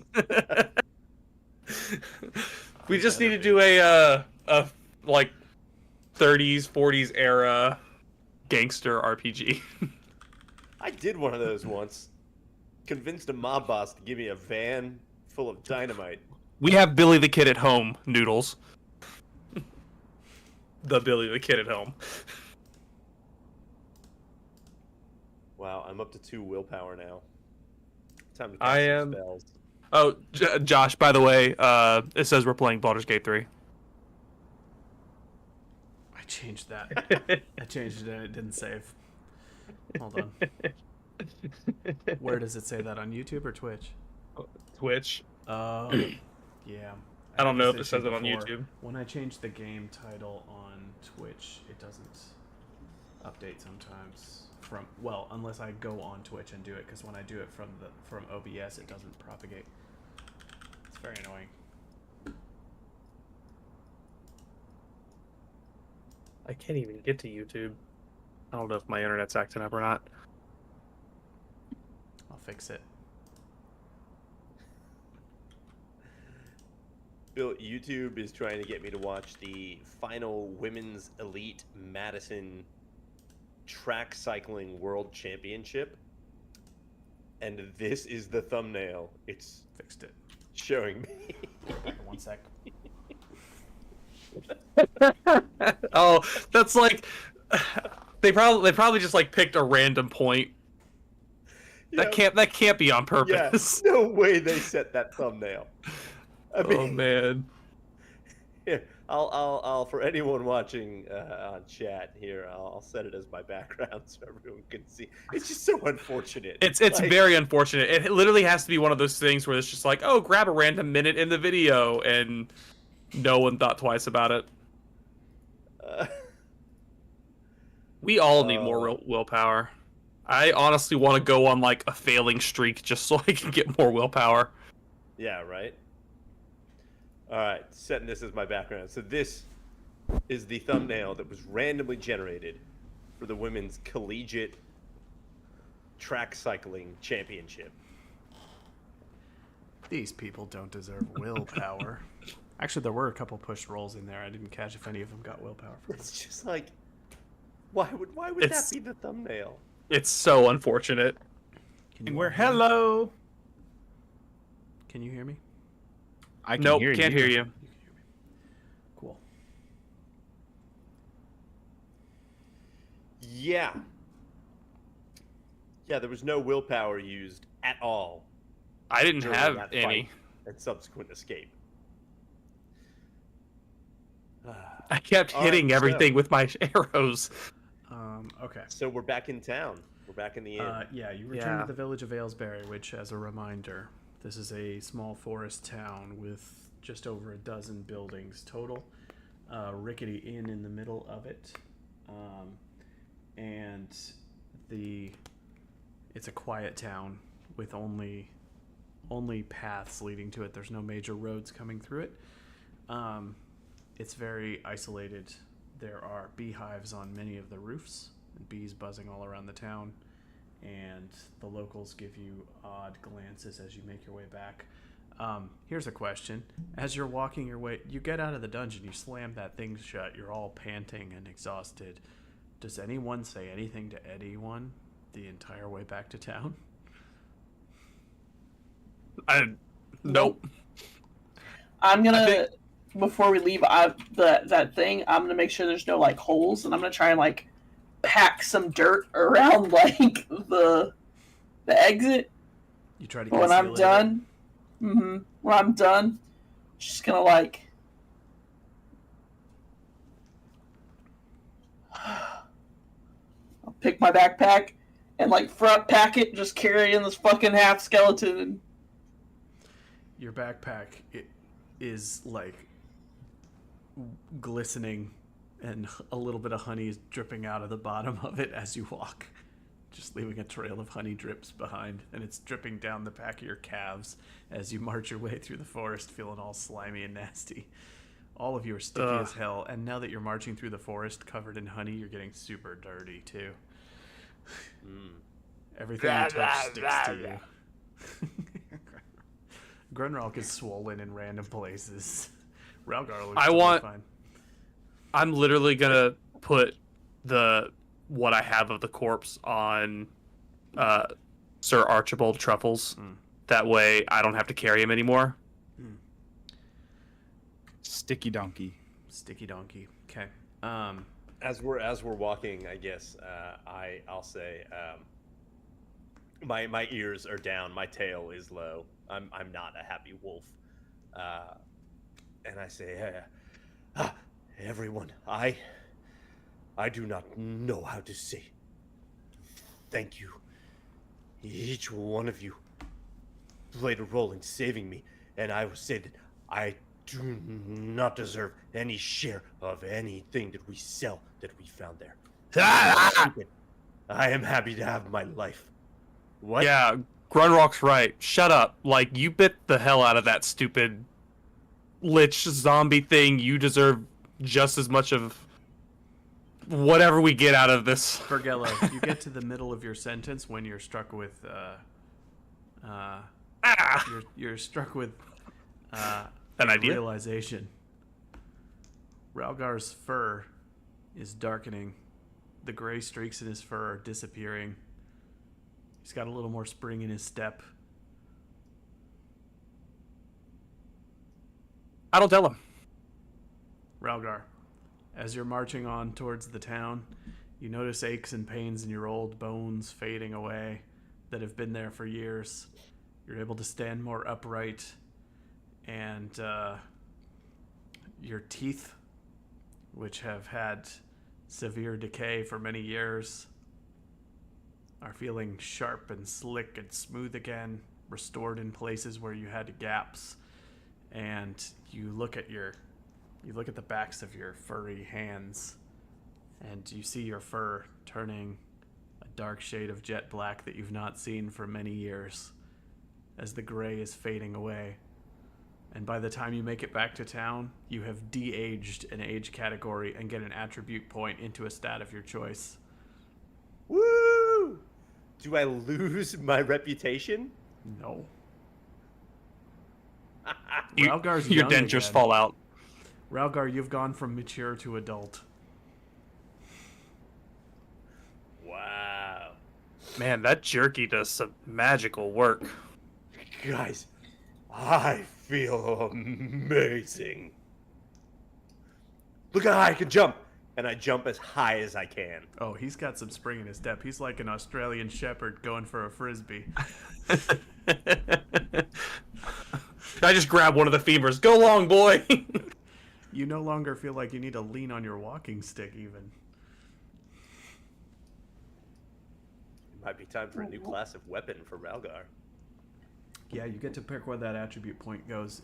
It can be either of the two physical stats, so strength or agility.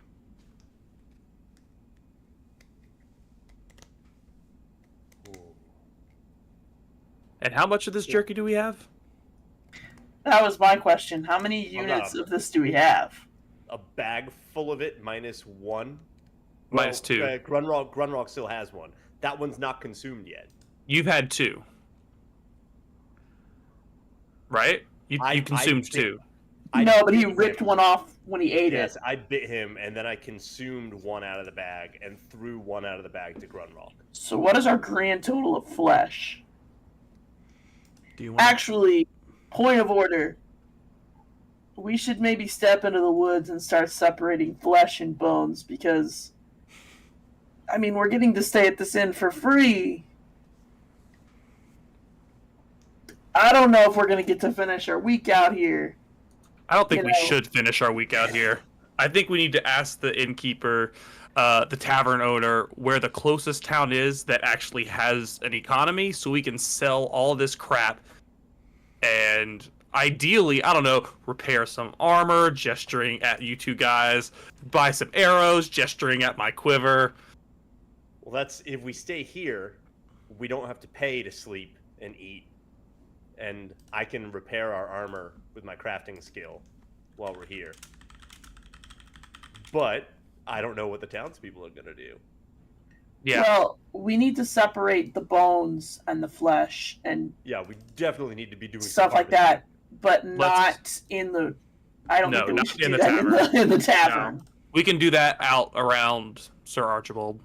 Okay, so you're gonna take. So we're gonna sit inventory on crisscross. Okay. Mm-hmm. Figure out how many units of this flesh we got. Pass bones down the line and tear flesh off, stick it in a bag.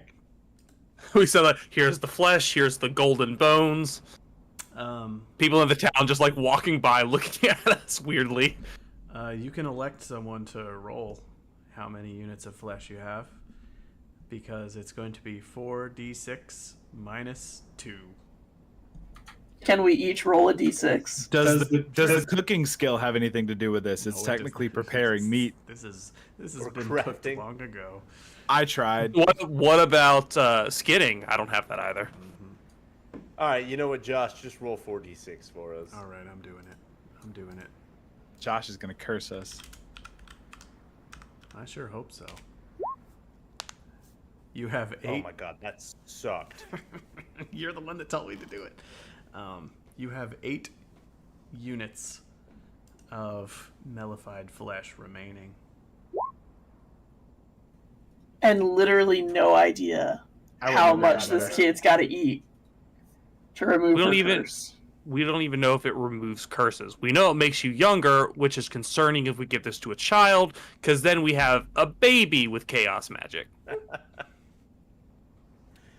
Well, you can leave. I kinda wanna eat one. No, You no, can I'm not age saying her Chaos before fetus. she got the I don't- chaos magic. No, I don't think this is like. It's not like time magic. Like, I think the chaos magic is attached to her soul. Yeah, that's fair. Ralgar, do you feel like any less witty or less empathetic or more empathetic, or do you feel like your physical body just changed?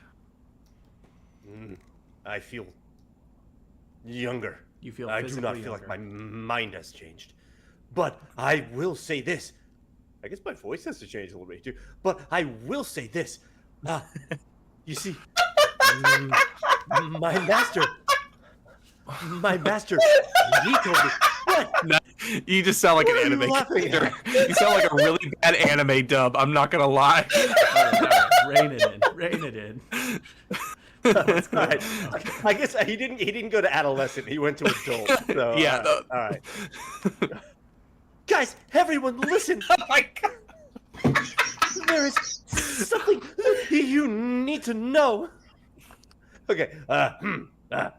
My master, he had said that 1 pound, or 1 unit, as sometimes we refer to it in this world, could cure any magical disease. And frankly, I think the only thing that could be affecting her at this point is a disease either of the mind or the soul caused by the chaos magic. This is the entire reason I wanted to go and fight this thing. So I think we need to try it. Because if it doesn't work, then we're shit out of luck with her. And I kind of told Velas that if it doesn't work, I would kill her. So Okay. You know. we should try it. Then the other big bee elephant in the room, does anyone else want to get younger and healthier? I mean, I wasn't I do. as old as the old fart here, but I mean, I'm an adult. I'm pretty old. And if he's feeling more energetic, I don't know. I think it'd be cool. I'm certainly willing to try it. According to, I forget his name. It's been a month. Roden, Remember? Collinfell? The old elf dude? Kalman Rodenfell. Kalman Rodenfell. Just goes mixing his name up. According to Kalman, the Phantom Dagger also darkened my soul some. So maybe this would give us some insight if her soul is fucked up, how this takes into play. But I also just wouldn't mind feeling a little younger. I mean, I'm not as old as the wolf, but I've been kicking it around for over 100 years. I'm still physically in pain from those birds, so I'm literally just gonna grab a piece of honey jerky. That actually sounds really good. I'm gonna have a piece, and if it doesn't feel like it makes me younger, I will have a second piece like Ralgar did. We're I'll not start in the with one town, right? piece. No, We're not in the town? We're not in the tavern. We're within the town's borders. But not necessarily in line of sight of the town's I'm people. assuming that you're still outside of the town since you haven't engaged with anybody and you stopped in order to take inventory and all that. I'm Okay. going Would it be fair to to pull say out. that of what we got out of here, we got 8 units out of there. We'll just split that and everyone gets 2. And I'm Sounds- assuming that my 2 are going to Lynn.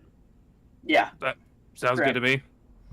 correct assumption. Considering you've already consumed 2 with the lich, I'm gonna pull the crown on, and just be like testing 1, 2, 3. Just on the side of the road.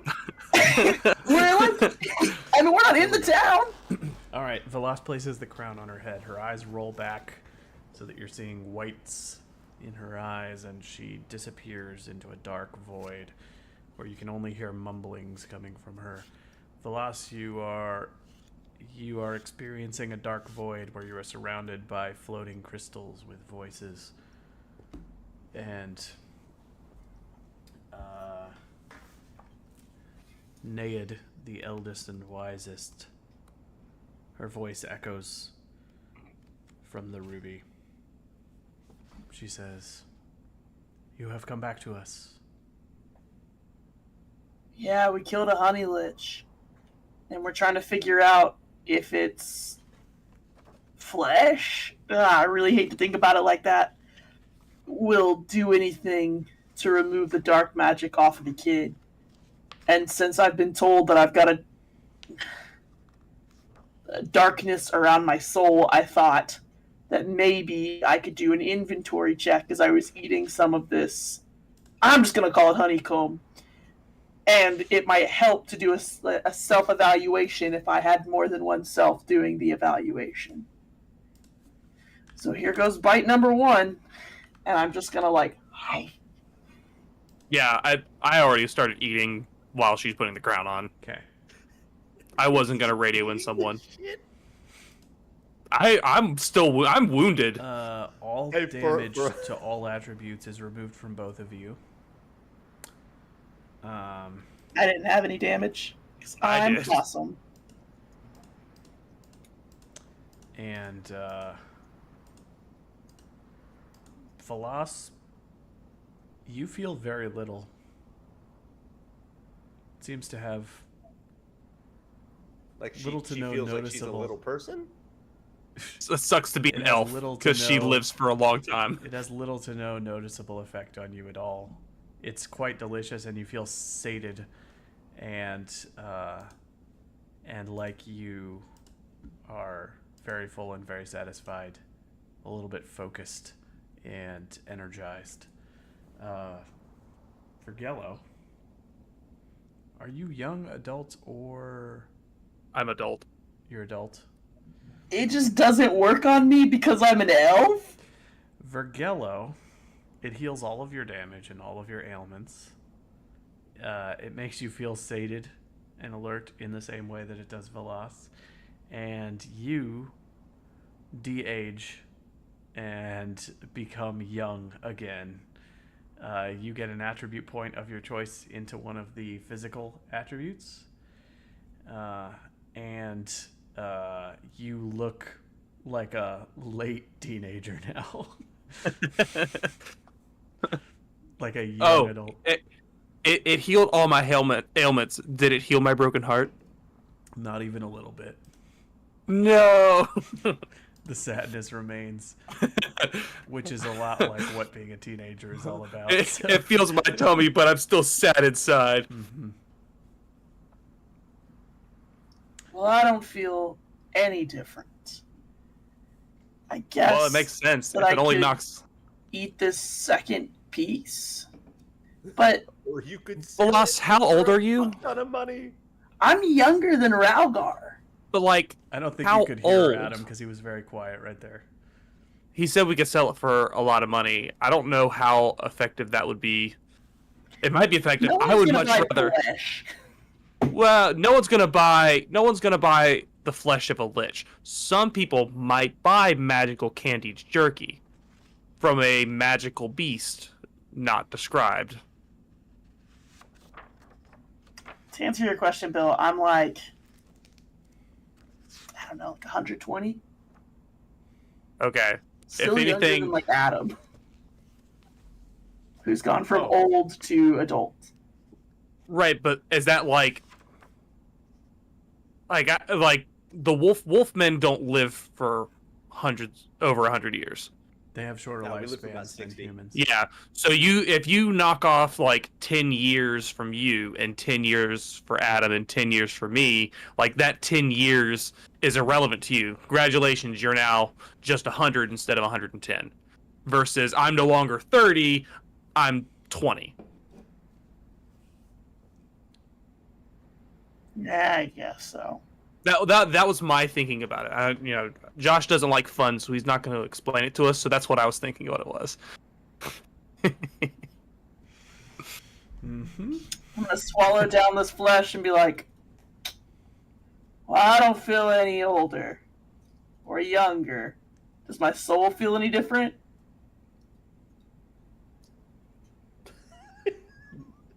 You feel nothing other than what I told you. Full, sated, Quite delicious. Slightly energized. a little more focused, which just means I'm a little more pissed and a little more determined to get that fishing net recipe for my buddy. But at a later time, because we're in the middle of something, and I'm kind of gross, and I just ate flesh. I'll talk to y'all later. They didn't even say anything. Didn't even wait for it. They had nothing to say. You popped in, did something that didn't work, and then left again. And that's not the most Veloz thing ever. Well, I don't know if it's a Veloz thing. It's definitely like an They're just like- ADHD Amy thing, for She's sure. just so much like her mother. I was gonna say, I know the three of them are sitting in the crowd and talking to each other like, What? What just happened? That one is truly hopeless. All right, so you're Damn! That just hurts my feelings. look. I didn't say it. The ancient immortal elves said it. All right, so you're all standing in the forest, and Velas has just put on the crown. Everybody I'm chasing track the fail. so that there's no ambiguity how many units of mellified flesh you still have in your inventory. Ralgar has 2 units, Velas has 1 unit, Grunrock has 2 units, Vergello has 1 unit. So you have 6 total between you. Mellified lich flesh. Check. Yeah. I don't know. After we took all the flesh off the bones, Josh, getting a better look at the gilded bones, do they truly look like they would be valuable? Yeah, they've got Like, enough, they've got enough gold in them that as a collective, if you found a buyer for the whole thing, then as a collective like display piece in some mad wizard's tower, you could probably, for example, you could probably get a hefty price on the whole set. You could also just sell it for the weight of gold that's in it, because it's thin gilding, but there's a lot of it because there's a lot of bones. So if you were just even just taking the gold on its own, it would have a decent value. Okay. Can I roll lore to see if I recognize anything in the gilding of the bones? Sure. I just want to know if there's anything there. Anything worth knowing. Oh my 3 goodness. successes. The designs that are etched into the bones have magical significance, and they were probably part of the immortality ritual. He had to have his bones carved into and gilded while still alive as part of this ritual, which would have been incredibly painful. Ralgar, where was that wizard guy that wanted to experiment on your little child? Oh, that dickhead? Yeah, he was just on the other side of town in that tower over there. He's a sigilist. He might really like this whole, golden skeleton guy. Yeah, I don't know how much money he has, though, because he asked me for 10 silver to put Lynn in a state for 2 years. Like, he doesn't seem that rich. Yeah, he might have something of equal value. That way we're not carrying around a whole golden dead corpse through the forest. Yeah, It I wouldn't mean, hurt to we can ask, go is all talk I'm to him. saying. If we stay here in town, I can fix our armor. We can talk to the sigilist. You can get more arrows from that guy that really likes you. And then we can go somewhere else. I have 1 silver. If we don't get any money from this guy, there's no way I'm getting any arrows. But yes, let's do that. All right. Do you Do have we back want to to rest town? first or anything? I guess we're all pretty much like doing all right. You're all at full health. Uh, My strength yeah. is No ailments. I took some. might I add. took some hits after my last. Grunt, Yeah. yeah. Grunwalk Thanks. is pretty And messed up. custom. He's at 1. He's at 1 strength, I think. And he's swollen and bee stung, while everybody else is like, I'm in the best shape of my life. All right. I I want I to. love how every time I do that, Josh is like, "What?" Do we want to go to the sigil? It's still like what? It's daytime. Yeah. We did that whole thing in the morning. Mm-hmm. Do some people want to go to the sigilist now with me? I don't think he's I'll gonna go like with you. seeing me. So I'm gonna go back to the inn and I'm gonna go talk to Lynn. Okay. Who's Okay, going? so Yeah, I'm going come to on, Rhaegar. wait. Yeah, come on, little guy. All right. all right, Who's going where? me and Veloz are going to the sigilist. All right. Grunrock and Rhaegar are going Grunrock to the and I are inn. going to the inn. All right, Grunrock, as soon as you walk into the inn, Lynn and Dahlia are going to come running over like, what happened? What happened? Oh, my goodness. And they're just going to be all over you and drag you. And I'll say, tell them, Grunrock, tell them what happened. Don't try to talk. Don't strain yourself. You're in distress. Listen to the little guy. Let us help. Yeah, the girls are going to take care of you, and mainly Dahlia. Lynn is mostly fascinated with asking intrusive questions about your experiences that you don't really want to talk about, and Dahlia is going to be trying to bandage you up, and she's also going to be she orders a drink and is trying to she gives you like a whiskey to take the edge off. Does Lynn just have a bottomless purse when it comes to ordering drinks? Is that not Lynn, Dahlia? Is that just a part of her character? All of her money goes towards alcohol now that she's had her first beverage. She had some money. She Didn't drink for a long time, and then she had like a couple glasses of wine, She and was working that's for her a rich personality lady, and now. she had a fair amount of silver starting out, and now she's All right. learning how to spend it getting drunk and getting her friends drunk. She's not hit the bottom of her coin purse yet. That's all I'm saying. Right. So while they are back at the inn, by the way, people are also swarming around because this is the most interesting thing that's happened in months here, and they are all asking tons of questions about what happened. All right, I'm in that case. I'm just gonna say, everybody, back off. I promise we will tell you the full story. But first, I have to take care of my little goblin friend. Dahlia says, Rhaegar, your fur, it's so luxurious. And she starts like stroking your arm. I just kind of like, I shiver a little bit when she touches me. What happened out there? It is a good story. We should retreat to our rooms. Okay. Meanwhile, Vergello and Veloz, you're heading across town to oh yeah, the tavern is called the Hive, by the way. Of course it is. You're heading across town to see let's see, The wizard. yeah, I'm checking his name. The sigilist. Gary. It's a sigilist is different from a wizard.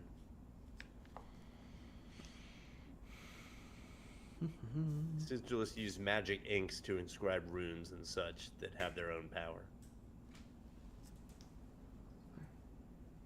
So he's a nerd. One sec, sorry. Really He's the good nerd book, of by the way. nerds. The sigilist? It's called Blood and Ink. It's by Kevin Hearn, same guy that wrote the Tales of Pell and the Iron Druid series. But really good series about a sigilist. Teaches you a lot about like what that even is, and it makes What was it called? What was it called again? It's called Blood and Ink. I'm pretty sure.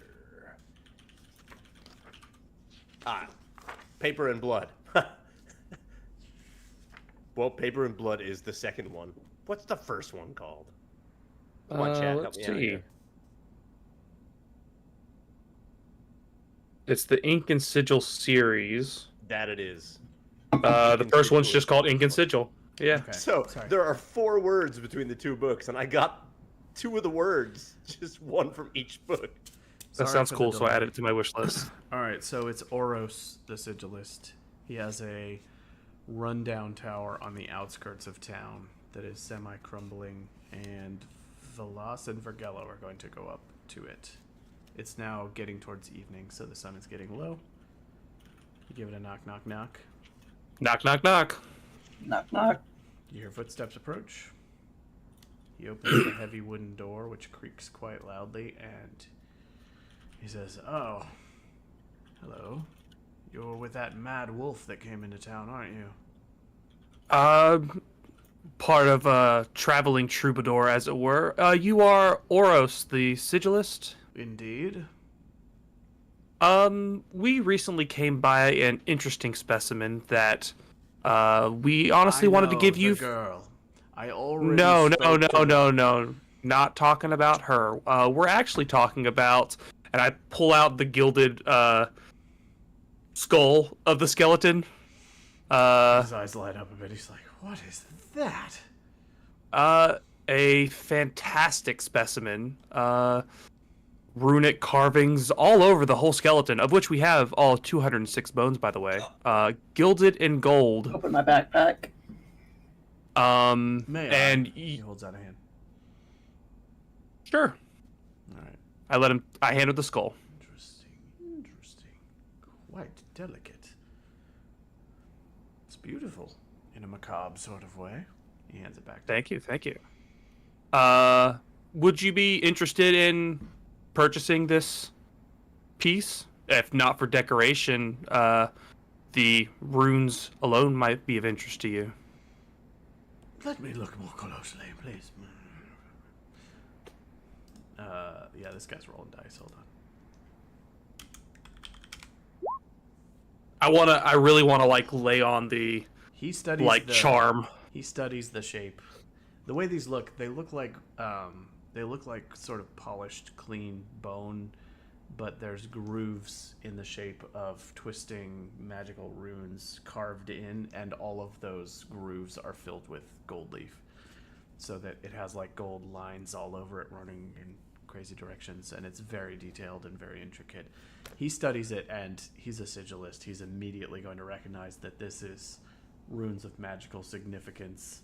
He got 3 successes on his lore roll, so he's looking at this thing with some understanding of what it is for, and a very serious expression watches over his face, and he goes, "I can't believe it.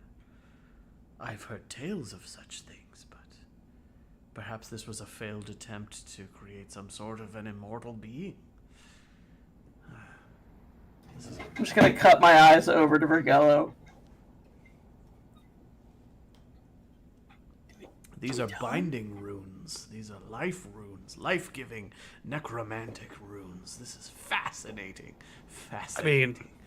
I imagine a man with your reputation and caliber dealing with runes and magic and sigils of all sort could easily decipher what this being did wrong, should something had gone wrong, and sell this knowledge on its own or duplicate it. I couldn't tell you what you should do with this magic, but Would you be willing to part with it if I could pay you a fair price? I would love to study the markings more closely and understand the magic within. well, we could be willing to part with it. What's License the IP, don't sell it. yeah, if any of us were sorcerers, what sort of fair price were you thinking? Well, you're going to have some difficulty finding a buyer, I'll tell you that, because not but a sigilist or a necromancer is going to have interest in such a specimen. But to me, this is worth more than its mere weight in gold. I would offer you...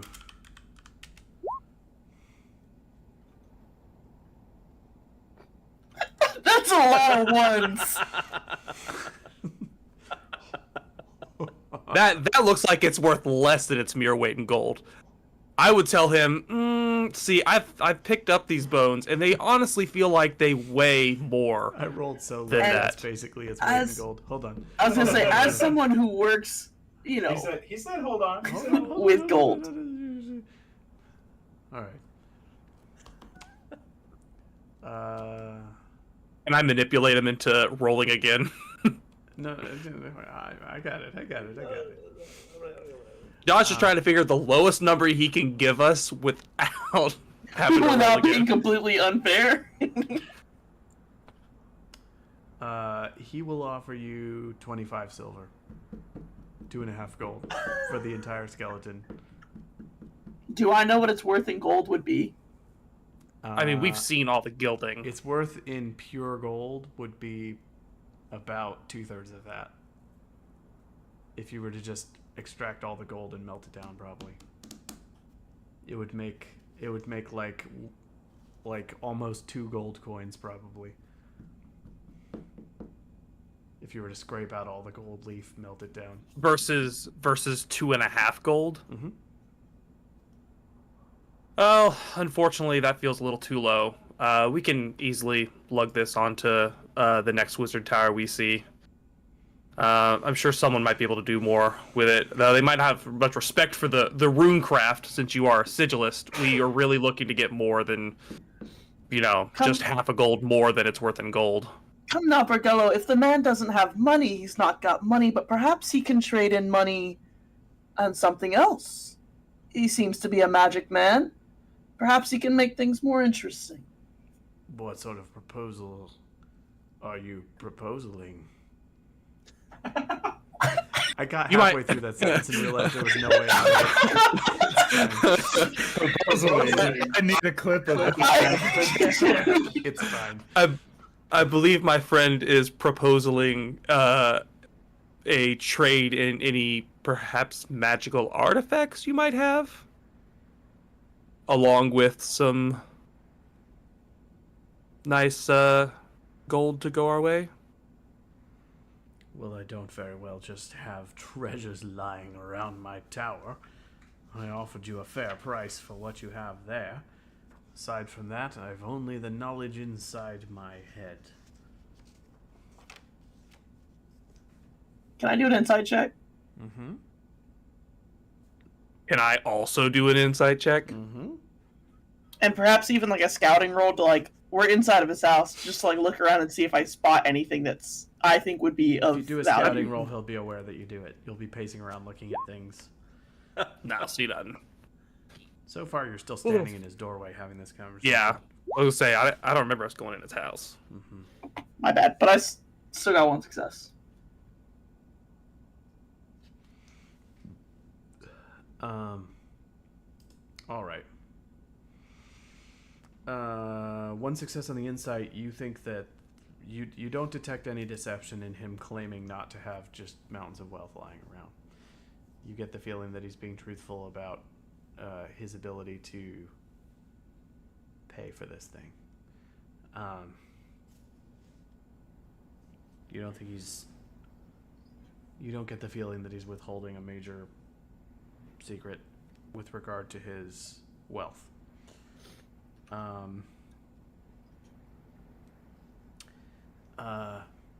He says, I'll tell you what.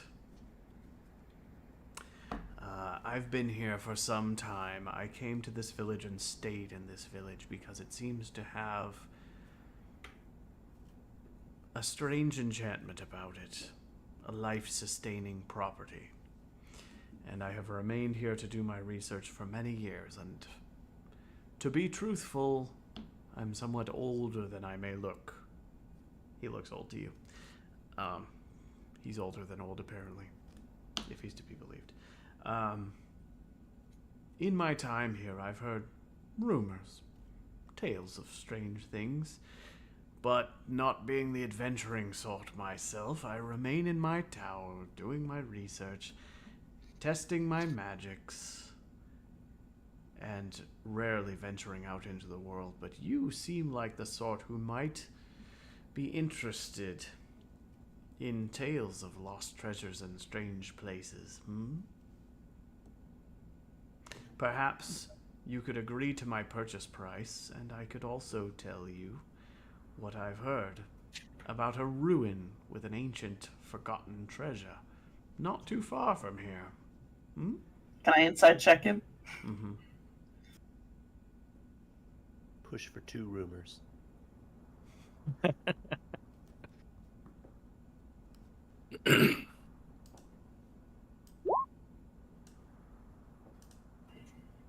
Is he talking out of the side of his mouth? He's grinning a bit, and you think maybe he actually has something. that he's itching to tell you. Can I'll look at yellow. can we at least know what this treasure is? I can only tell you the rumors I've heard. What say you, Yellow? I would at least like to know what the rumors say. The last thing I would want to do is to dive into some bee-filled dungeon. Oh, how dreadful. Bees, what could only make it worse would be zombies. I can't very well tell you everything for free, but I will say that it is a lost relic of the dark god known as the Nightwalker. They say that there was an adventurer in these parts who worshipped him and had a great treasure that was some sort of holy relic of their strange, I don't suppose you could even call it an order, and that he took it to a place nearby that now lies in ruins. I could help you find it by telling you what I've heard about its location, but they also say it might be haunted. Tell you what, I'll tell you what I know about this haunted ruin and the relic it contains, and you agree to the purchase price for the skeleton. And what was the original purchase price again? 25 silver. 2.5. 27 gold. silver? Oh, okay. I thought you said 27 silver for some 25. reason. 2.5 gold. God, I could have sworn he said 247 silver. I mean, I'm kind of here for it. Yeah, I look at Velas and kind of give each other a nod and like, all right, man, you got yourself a deal.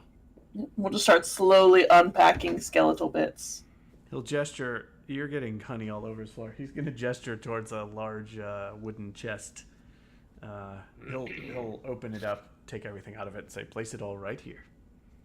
Did he take out anything interesting? Some pajamas. What size? Just gonna Magic. Purple pajamas. With little bells on them. All right. With little Bill. Okay, sorry. He says to put it all there, and when it's securely under lock and key in his chest, he'll tell you what he knows. Fetch you the payment. Sounds good to Do me. the thing. All right. Go. You place it all in the chest. He waves his hand over it, and runes that were previously hidden flash on the chest for a second. He will go to a desk in another part of the room, hand you a pouch of coin, counting out 25 silver into a pouch, hand it over to you, and he'll tell you what he has heard. He says,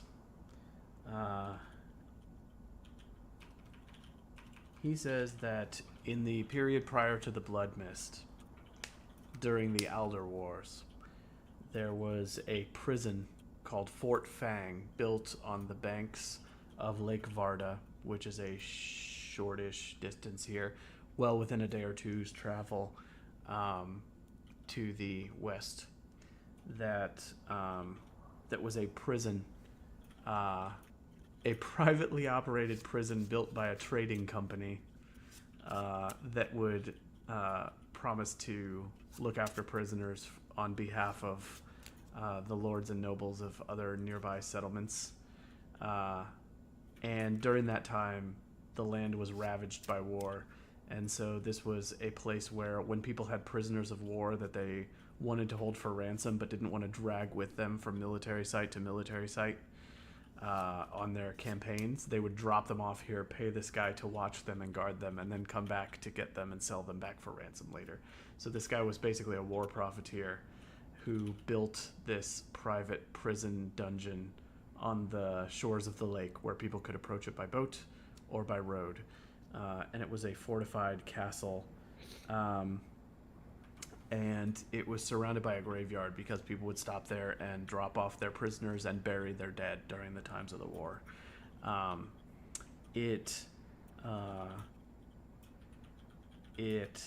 There was a famous prisoner that was sent there who termed himself some sort of high priest of the Nightwalker, who claimed to have in his possession an hourglass filled with black sand that, when smashed upon the ground, could reverse time at some cost to the person breaking it. Whatever that means. And that a prisoner in its possession was taken there to rot in the dungeon, and his treasure was found to be even more valuable than the prisoner himself. And the warden of the keep was tasked with keeping the treasure. But at some point, before the prisoner could be retrieved, the Alder Wars ended, the blood mist set in, and the place fell to ruin when the spirits of the restless dead from the war awakened from the graveyard and killed everyone inside the fortress. And now for hundreds of years, no one's been able to approach it because it's been guarded by the dead. But it is said that that treasure, which was being held there, still lies somewhere inside. It's called Fort Fang, and it's on the shores of the lake, and he will give you details about how to locate it. He says it's crumbled and it's overgrown, and it's built in the shelter of some rocky cliffs on the shore of the lake. And most people don't know the legend of the artifact, and just steer clear of it because they know that it's haunted and that it's full of pissed off dead from the Alder Wars, as well as pissed off spirits of prisoners. He will give you rough directions to get to it. If it is indeed real and these directions are legitimate, you can get there in less than 2 days' journey. And it should be on the shores of a great lake as well. Sounds great. Okay.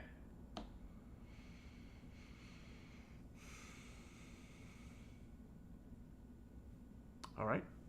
He'll wish you What luck. do you two do next? Thank you. Thank you for your luck. Mm-hmm. And I hope you have a great time exploring the magic within these bones. Oh, I intend to. Thank you very much. Now get out of my tower. I'm very tired. You got it, boss. We're out.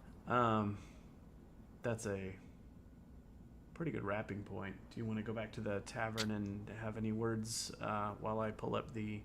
Why don't you go back to the tavern and exchange words in private while I pull up the experience stuff? Okay. Does anybody else feel like we just inadvertently made a second Honeylich? I hope that is 100%. far in the future. I hope that so far in the future, the only person whose problem it's going to be is Velocus. Because I'm the gonna three of come us will be across this dead. guy and he's gonna be all angry, and I'll be like, "Look, bro, you got to be a lich because of me. I brought you the bones." Did we dividing up that silver? It was 25 silver. So 6 to each of us, and I'll take the extra one because I'll buy some more arrows. I don't really care. If people have objections, that's fine. I was just trying to. There was an extra silver. I don't care. You can have it. All right. Yeah, do it. Everybody update your money. All right. You've just arrived back in the tavern, and we'll start up there next time, so you have time to rest and discuss what you I gotta have a do whopping next. 6 silver. You're rich beyond all I've got 8. belief. That's more than I've ever had. So yeah, I'm kind of rich beyond my beliefs. All right. What sucks is I have an embroidered calfskin glove worth 1 gold. I also have that healing bag that's worth. It just says very valuable is all I wrote. Plus 2 to heal, which would be great to keep, but we're so poor. Like, I don't think we have an option to keep artifacts at this point. I've also got the bee statue, and we've got the You have a lot of treasures. Pins. bee And pins. I've got a candelabra that's worth a gold. We gotta find a place to sell some stuff. We need I have a town. bag of shiny rocks. It's just shiny. They're not worth anything. I mean, you know. Well, you you've don't been have a to- bag. They look like gold. You've here. Let's see. Let's have a look. See over here on Map Town. So you are aware of the Hollows, which is now becoming a bustling trade town. Lingmel, Wellspring, and Mistwall. All of which are better places to sell stuff than where you be now. Wolfsbelly Inn, maybe. Back to Mistwall, Amber's sounds Peak. good. Amber's Peak is another place that's a huge town, but you know. Stop saying places we're not allowed to go. Yeah, It's not my realistically, fault the you only can't place go literally anywhere. the only place we could technically go is the Hollows for a very short time frame with Veloz disguising herself, and that's it. Yeah. We could go sure. back Also go to outside of Wellspring. town and send your wolf in. Or you could go exploring and sell stuff the next time you find a real town. We could go back Yeah. to Wellspring and just go by our aliases, or we could explore and try to find Yeah, I'd say we another just center of commerce. There's also that town up north that the dying guy, we dropped him at the gate. that's the Wellspring. Oh yeah, good. There. All We right. go to the Wolf's Belly Inn with the people who try to traffic us. You have a lot of places you could go now because you have a lot of viable places you could go that you've been before if you want to sell things, but you also have hooks to other places. I say we keep exploring. It's also going to really depend on what happens with the girl when she eats the magic jerky. Did you participate in the game session? If so, Yes. gain an experience. Did you travel through a hex that you've not explored before? No. Did you discover a new adventure site? No. Did you defeat one or more monsters? Yes. Everybody gets another one. Did you find a treasure worth a gold or more? Yes. Everybody gets another one. Build a function on your stronghold. Did you activate your pride? I did. Adam did. Did you suffer from your dark secrets? No. I don't think any of them were relevant this session. Did you risk your life for another player character? Yeah, it's Hank. I mean, Yeah. come on. I know Amy also- came back Hank did, for for sure. me, but like Hank dove on the first set of skeletons, then he re-engaged with combat Oh, to yeah. take out the second Hank set. gets of Yeah. it, skeletons. so does Like, Amy. Or Because the she same turned thing. around. She was at the exit to the dungeon. She ran back into range of the bee Yep. swarm to help you. Hank I and was Amy gonna were fight both for Hank, heroes. but I appreciate it. I'm here for them both getting Yeah, it. yeah, they get it. Did you perform an extraordinary action of some kind? Any nominees? I mean, there were the most extraordinary actions were the things we already gave an experience for, which was running back to save people. I mean, Really. I really liked Adam's biting the Oh, yeah. biting the dude's flesh off, like, And yeah, and He learning didn't that get like that it had whole- magical properties and then because healing him from it. Like, I because think him that's doing worthy. that like helps him like help them learn and survive. All right, Adam, you get the moment of the night for biting flesh off of the lich in the middle of the fight. All right, that's XP for everybody. Thank you for That's watching. still a lot of XP. Oh yeah. I only get 3. I only get 3. Bill did something potentially terrible for the world, and I'm here for it. Creating I'll a get another that- witch. I'll get that XP whenever he becomes a Honeylich. I really had multiple moments this session where I thought people were dead, and nobody was dead. Those dodge rolls were really iffy. We were like 1 or 2 dice away from people just getting stung to death by bees or mobbed by skeletons or whatnot. So that was pretty tense. But GG everybody. Thank you. At one point, I genuinely started building my next character. It was pretty close. The two of you both managing to dive out with 1 health left each from the bee swarm was big. I've got to repair our armor. Oh yeah, Otherwise Yeah, we we're lose gonna- it. crashed. If You it can gets- do We're it gonna with be here the crafting rest of the rolls, week. or you can pay somebody in a town to do it. You could find somebody here to fix it up for you. My for a crafting price. skill is 6. I roll 6 dice for crafting. You could probably fix it on your own. Then that's what it's for. It takes a quarter day to repair an item, and your success is undo damage. So that's the main thing the crafting skill is for, and we haven't used it a ton so Do far. failures have a potential to like permanently break the item? No, they don't. It mostly just takes up more time. If if you fail. I'll double check the crafting rules before next time because it's been a while since I read them. So yeah, we're gonna be back on our normal schedule of playing every other week. So we'll be playing again on And the 28th. next week we'll be playing Baldur's Gate. Yes. So a couple of things, several updates on the channel for anybody still watching. So we're gonna be back in a rhythm of playing this every 2 weeks. And we will post the schedule on YouTube when we have a stream coming up. But this will be every other Monday, unless you hear otherwise. On in-between weeks, we're going to have random Baldur's Gate nights that may or may not be posted. You'll just see us go live randomly because we're just going to hop on when we're all free and play Baldur's Gate. We're doing it multiplayer. And most of us have not played very much of the game outside of that, so we're stumbling. I will not be building furniture in the background on the next one. I'm sorry, y'all. It makes the game a lot better. Yeah, I mean, it's more interesting than, triggering traps. Next thing. Or triggering traps. Is we haven't made any official posts about this, although I've alluded to it. Craig Shipman of Third Floor Wars, who has a bigger channel than this with a big Forbidden Lands campaign, who also runs a bunch of other things and interviews people in the industry. He is going to come onto our channel and DM a couple of sessions of Blades in the Dark with us. So several of us are going to be players, including myself, and Craig's going to come DM Blades in the Dark for us, which none of us have ever played. I've got the book, and we're all brushing up on it to get ready. That's going to be, I think we're going to be playing that on Thursday nights, starting in about 4 weeks. So stay tuned for that. We'll post the schedule as it's coming up so people have a heads up about it. But we're going to have Blades in the Dark. We're going to have Forbidden Lands continuing. We're going to have Baldur's Gate nights. And long term, spoiler alert, and this is the first time I've said anything about this publicly, I'm going to be running some Ars Magica on the channel later this year. I'm putting a campaign together. The only person in this group who's going to be playing that is Bill, who's also the only person in this group who's not in the Blades in the Dark game. Yep. And my wife Jessica is going to play, as is another friend of ours who's never been on the channel, my friend Sean.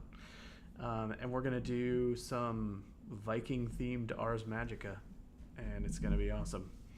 We've played it before. Several of us have played it before, but it's been many years, and it's a super cool game. Takes a certain type of person to appreciate it. It is not an easy game to get into, but it's very cool. It's literally one of my favorite. Yeah, it's a spreadsheet simulator of a game, but it is very cool. So later this year, there's going to be Ars Magica. I'm going to be posting other RPG review videos and all that stuff. I'm doing like 50 different things for this channel. So stay tuned. Stick around. Stick around. We're going to be posting all kinds of stuff. But our main thing is encourage your friends to subscribe to our YouTube channel because we are almost at 500 subscribers. Yeah, we're about to hit 500 subs, which is cool. So, yeah, Elric, Ars Magica is awesome. You should tune in. Let us know what you like too. Yeah. Let us know what you like. Yeah, we're trying lots of different stuff and also just have fun. If you hate my voice, comment. Have a good night. All right.